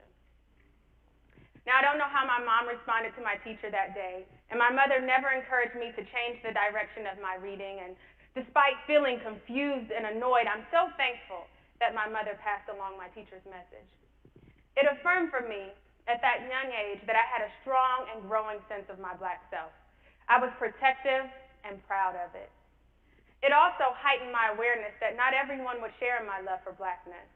Not everyone would appreciate my need to see it reflected in books. Not everyone would understand that for black people in the United States, reading and literacy have always in part been about freedom and self-representation. Around 1920, W.E.B. Du Bois began publishing the Brownies books, a magazine for, as he called it, the children of the sun. He solicited manuscripts and drawings related to colored children, and he wanted to teach universal love and brotherhood. Du Bois knew it was important for Black children to develop cultural and racial pride, to oppose narratives of inferiority that surrounded them, and that sought to justify Black people's unequal position in Jim Crow society. With characters like Farina of our gang to contend with, self-representation was a key component in the struggle for freedom. And now here we are in 2018, nearly a century after Du Bois first began publishing the Brownies Book magazine, and we need Black children's books as much as ever before. This decade has seen Black girls expelled from school for wearing their hair in its natural state, and Black children criminalized for selling water. There is so much negative messaging about Blackness surrounding Black children, and so self-representation remains vital to freedom.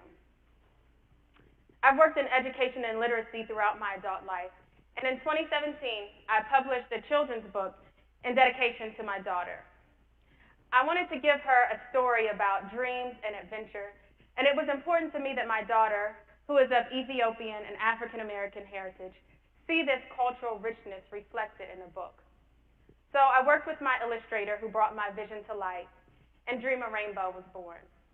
From there, I established Daydreamers Press as a way to publish multicultural literature, promote multicultural learning, and advocate for excellence in education. And in so doing, I became part of this movement of self-published Black creators of books for children. Now, even though I've known about this problem with diversity and representation in books for as long as I can remember, it's since becoming a mother of 2 young children that I'm so regularly frustrated by the lack of diverse children's content when searching across multiple platforms, like Netflix, Hulu, Amazon Prime, and of course books on library and bookstore shelves. In fact, according to the Cooperative Children's Book Center, in 2017, just 11% of children's books published featured significant Black characters. And what's more troubling is that of that 11%, which was around 330 or so books, just 100 or so were created by Black authors and illustrators. So that means that of the already too small number of children's books published telling Black stories, the vast majority were told through the perspective of a white storyteller. Now, I've talked about my mom being a kindergarten teacher, and she recalls that throughout her 30-plus years of teaching in elementary school, Black History Month was always a time when Black literature and Black accomplishment would take center stage. And the book, The Snowy Day, was always a favorite among teachers to feature. Many teachers believe that because the main character is an African-American little boy, that the author and illustrator was also African-American. But Ezra Jack Keats was a Jewish man who simply believed that Black characters should be centered in children's books, and the result is this beloved character and story. So while I don't discount the merit of The Snowy Day as a classic work of children's literature, I still have to ask the question, why have we not made more space for Black authors and illustrators to tell Black stories?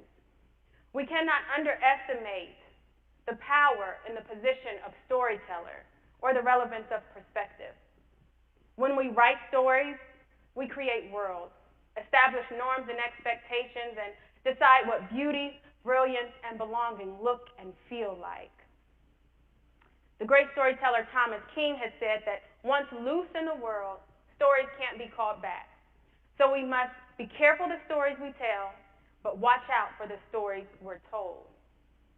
Have you ever been told something that takes up space in your mind and refuses to let go? Now, if that's an affirmative thing, then great. But if it's a message of deficit, defeat, or doubt, it can be quite a curse to your joy. One of my favorite children's book writers, Virginia Hamilton, has said that she conceded a benevolent life to the characters in her fiction as a sort of gift to Black readers for whom she knew life in the United States could be unreasonably burdened with struggle. And as a reader of her books, I remain grateful for the wonder and idealism that I found there. It was her perspective as a Black woman that was so invaluable. Virginia Hamilton understood the importance of freedom, representation, and joy in books.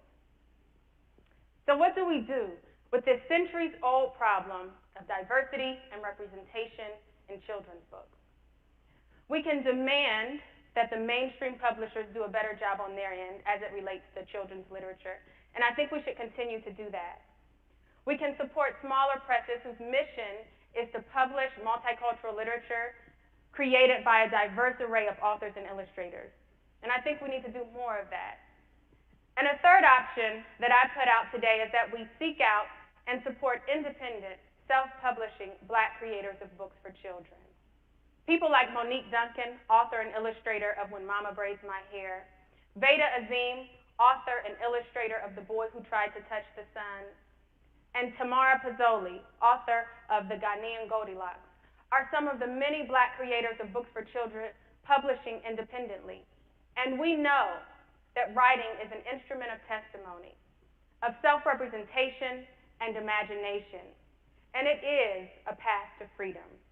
We need you to join us on the journey. Thank you.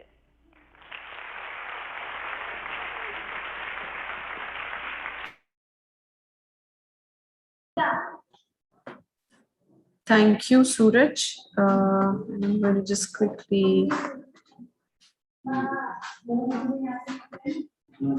move on and just sort of further the point where she's raising, okay, what should we do? So this was her, this video was also to better understand, when issues like self-representation and diversifying, say, the image of the protagonist, what does that mean if you're coming from specific contexts, and how can that be achieved? And to just spend a bit more time on what are we supposed to do. So I think one is, of course, critical reading, as it is at places also called interrogative engagement with the text. That whatever we read when we work with children, we can help them do a critical reading and not assume what the text is telling us, but really try to interrogate. We can, these questions can help us, and this is also, I'm sort of, I've really brought them to the table from the different readings that I was also referring to. And as I said, I'll be more than happy to share them with you, that how are characters being represented? What is the kind of subject positions that are being created for them? Students should be allowed to make choices consonant to their personalities. So how we as educators become more aware of who we are will also help us bring these discussions in the class. And even as writers, to create texts which are sort of more, they are more directional, they are more open, they are not at least reiterating stereotypes, but are able to also give a certain vision to the reader. Resistant reading, alternative reading of the text is also one strategy where, I question the what is being presented in the text, whose perspective is being represented in the book, who is silenced in the book, how is the issue of difference in experience addressed, what are the potential biases of the story, how is this text influencing my thinking and my learning, what is the intention of the author, what is the power, privilege, ideology, position that you see in the narrative. So I think, and this can also be a part of the preparation as an educator. When I'm bringing a text to a class, this can also be as a part of the preparation as a writer or an illustrator. When I'm trying to think of a story, when I'm trying to think of how to illustrate the story. So these kinds of questions can actually guide our engagement with the text and building those windows really wide and open to the world. And I'm now towards wrapping up. this presentation. I would just want to take a minute and talk about Room to Read's projects on going beyond the binary, and something that we are also doing with the state curriculum framework.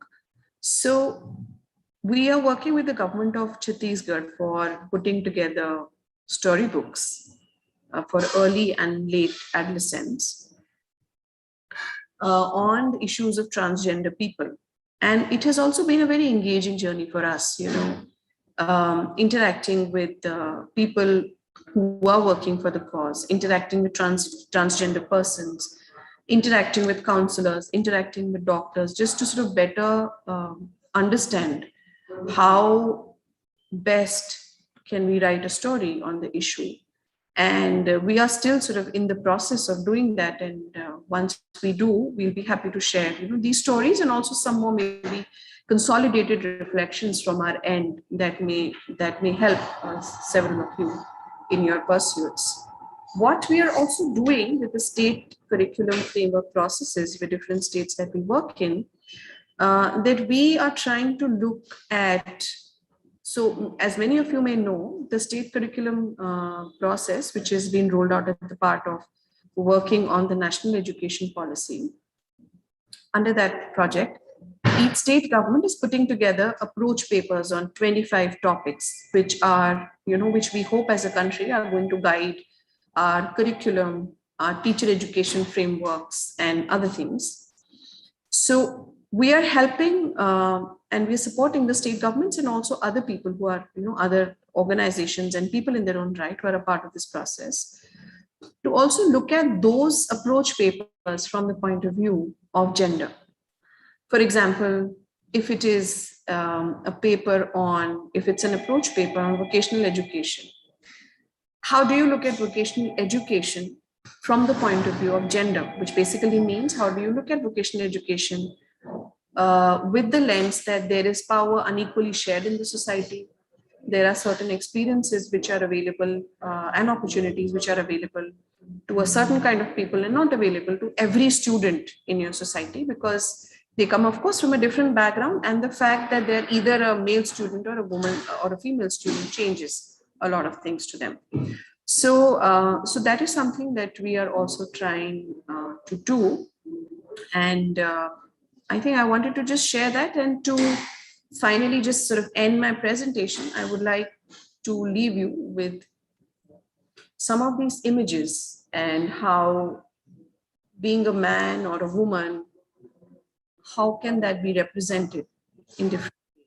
What are the qualities that you're exalting, on behalf of a certain gender, and how actually it impacts the young mind who's also trying to figure out what the world around is about, what she or he is about, what the relationships are about. So I think I'll stop at that. Thank you very, very much for your patience here. And Dr. Richa, over to you. Thank you so much, Dr. Nidhi Vinayak. I can't thank you enough. Please accept my profuse gratitude.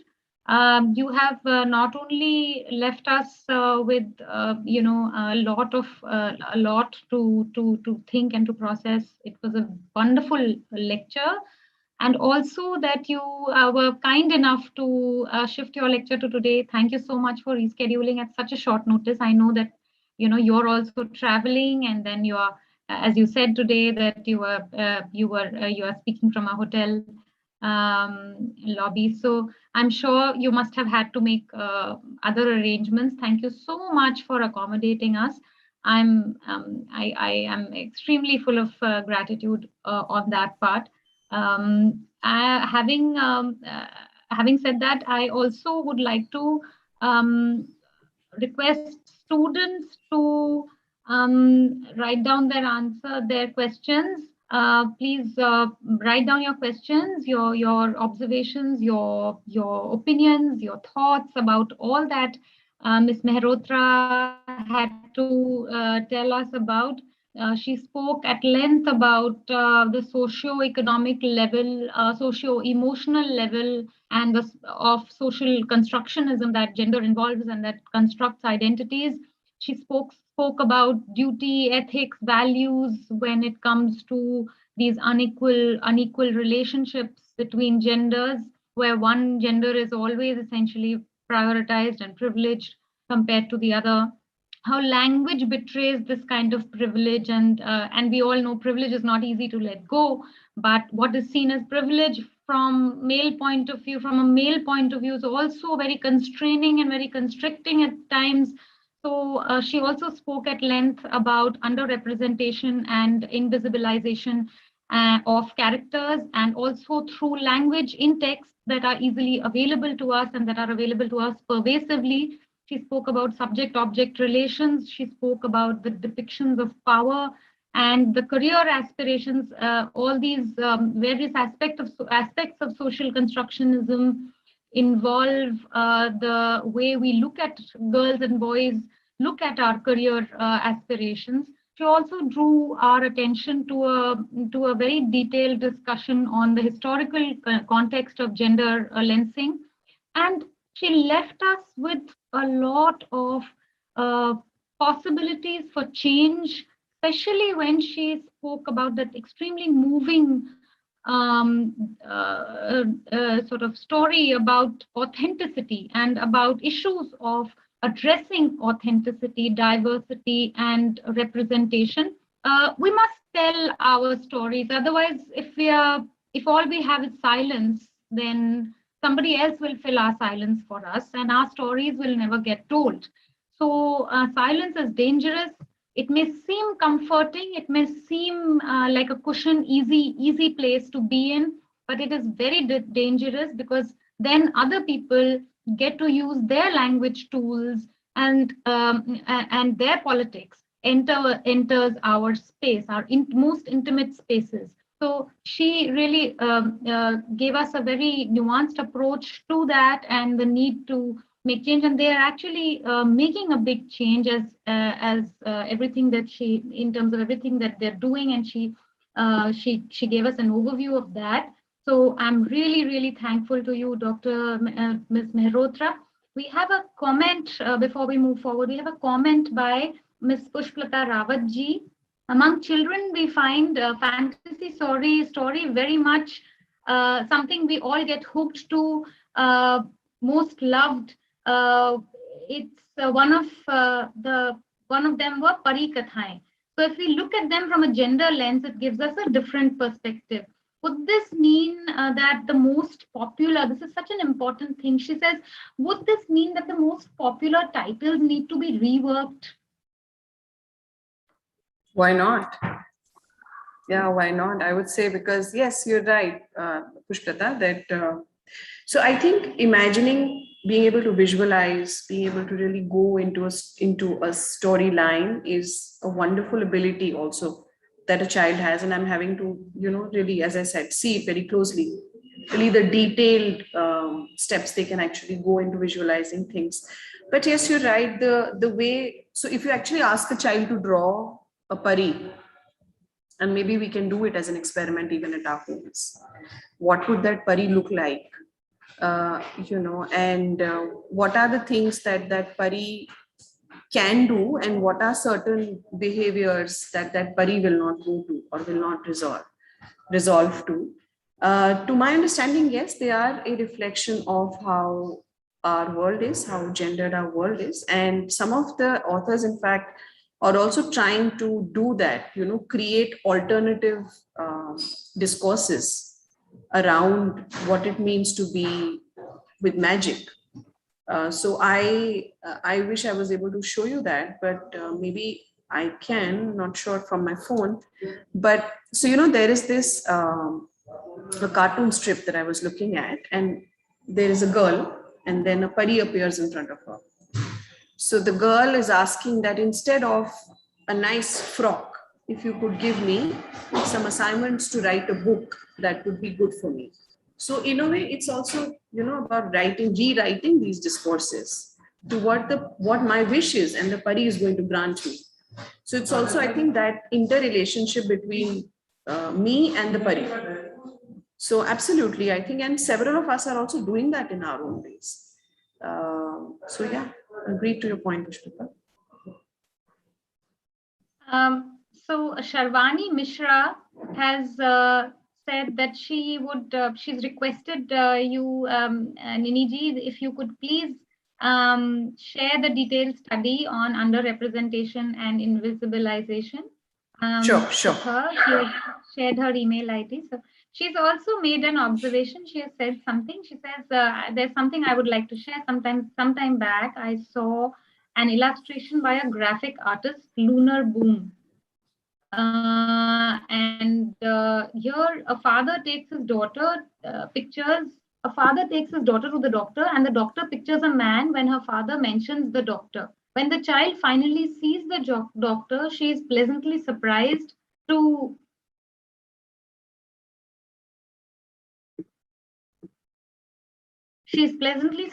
find that the doctor was a woman. Throughout her examination, the child has a smile on her face, and she exits the clinic imagining herself as a doctor in future. And right. She also said, as far as fairy tales, so I'm just reading out the rest of her comment. She says, as far as fairy tales go, there are retellings by Angela Carter, The Bloody Chamber and Other Stories, and Emma Donohue's Kissing the Witch. These are beautiful retellings of conventional fairy tales through the gender lens. Yes, please. Yes, wonderful. Thanks for that, sharing that story. And I'll be happy to sort of, share whatever I used for this interaction today. I'll be more than happy to email it to you, Dr. Richa, and then you can also sort of share it with others. Share it, Sharvani. Sure. If I may, there's a question by Sindhu. She says, we not only see misrepresentation of genders, but we also see how male authors write male characters and female authors write male characters. This difference is also visible in the digital media as well. How do we bridge this gap?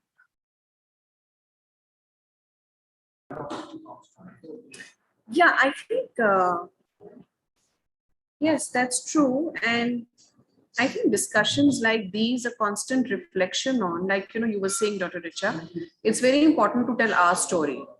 So it's very important, I think, to also build that culture with our students, with people in the family, with workspaces, of critically reflecting what we are served. And to constantly have these discussions, whether, it's in a place like this, which is brilliant, whether it's in your workspace, whether it's in your family, whether it's in a get-together, whether it's in a collective. I think conversations around these are very, very important, because otherwise, generally, there is just so even if somebody sort of reads something. So if I read something today and it doesn't fit my bill, but if isn't there, I'm not in a habit or a culture of really critically reflecting on what I've read or challenging that, then it doesn't help. So I think people here in this forum today, and several other people like you, young people like you, who are now also starting their journey, I think more and more discussions are needed. Informal spaces. I think only that can help to bridge the gap, even a recognition that there is a gap. I think that in itself is such an important thing, because if we don't have that recognition, first of all, how do we move ahead? There is no next step there. So yeah, I think discussions, critically reflecting, sharing that space with the students in our class, for example, it's just so important. Yeah. Thank you so much, Nidhi ji. This was a wonderful discussion, and as I said, you were so kind and gracious to reschedule this lecture and accommodate us and be so generous with your time. Thank you so much. Not at all, Dr. Richa. It's been a pleasure for me just putting my thoughts together, trying to go back and just, read up something that I didn't remember a detail of. The process itself has been very, very gratifying, because generally, in one's schedule, it's difficult to find that kind of a mind space. So I think this opportunity also helped push me to create that mind space for myself. And about timing, not at all a problem. It was possible, so we did it. But thank you very, very much for the opportunity. And I'm truly humbled with the way you just are so smug about it when you say, oh, it was nothing, I could accommodate it. But I'm sure, you've had to make sure that other things were taken care of. So I'm truly humbled and very grateful once again. Thank you so, so much. It's always a pleasure associating with everyone at Room to Read. So thank you. So with that, I think we can conclude our discussions for the day. If Rohini ji agrees with me, I think we've had a wonderful run of lectures, and now we are all geared up for the final day. We don't all want it to end, but all good things must not come to an end. They must make way for us to pause and think and infer and reflect. And that is the legacy we shall carry forward for the next whenever the next discussions do happen. At this point, it's the last but one day. Tomorrow we will start again at 10. Please make sure all the participants, all the volunteers, make sure you all come on time and join on time, because you don't want to miss even a minute of all that is coming in store tomorrow. So Rohini ji, may I request you to have everybody say bye. Yeah. Bye from my side. Yes. Thank you, Dr. Richa. You so meticulously, I mean, it was a charm to watch you actually moderate the sessions, and thanking and rethanking over Nidhi for rescheduling her session. But I am sure. I'm sorry.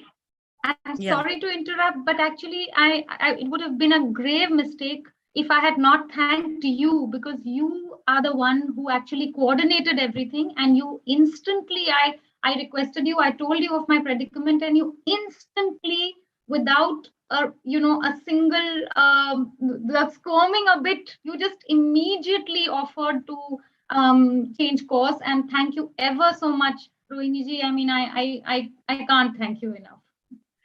Please, I'm pretty much humbled by your kind word, but you have, when you're in these kind of collaborations, you have to accommodate such unprecedented and uncalled for circumstances. So that's absolutely fine.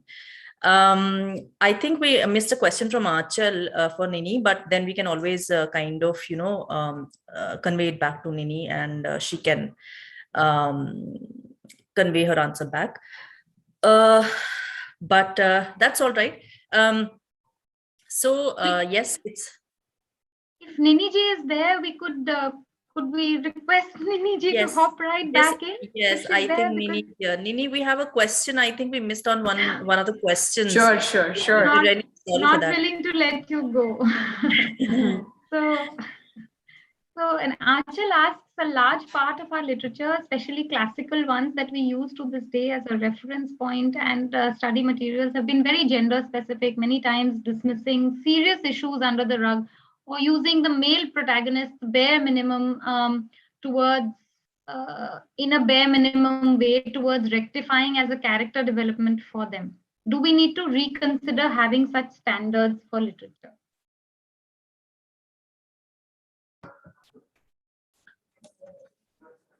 Yes, I think so. One is definitely what we are going to be producing that can always be more transformative. I'm not even saying sensitive, because sensitive is just about that you have become aware of what your situation is as far as the inequality in our society is considered. But it needs to be also transformative, and in fact, aligned to your point, that's something that we were trying to do, like I mentioned, with the state curriculum framework, that whatever approach papers are being written, there has to be a standard that, you know, they are trying to be gender transformative in their own sense, in their own specific theme. Having said that, we also have, like Pushpata was also saying, you know, a lot of material which is very popular, which is very easily sort of picked up on. And on that front, so rather than sort of discarding something, I would bring in those elements of interrogative engagement. I would bring in elements of alternative reading. I would bring in elements of critical engagement with it. We can also use those texts to build up, you know, to further our agenda of building up a more equal society. So we can actually use these texts also to drive home very, very important questions, to even put this thing in our children's minds, or in the students or the reader's mind, that you need to be questioning the text like this, or any text, through these standards. So I think we need to work on both the fronts to make the best of what we have, to critically engage with it. And yes, I would say to actually create text which can help us more towards a more equal place rather than a differentiated place. So that will be my response.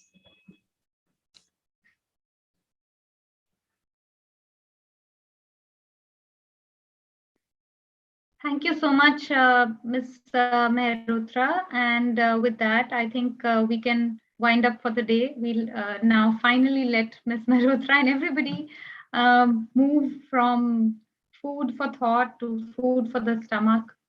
So bye from my side. Yeah. Bye, everyone.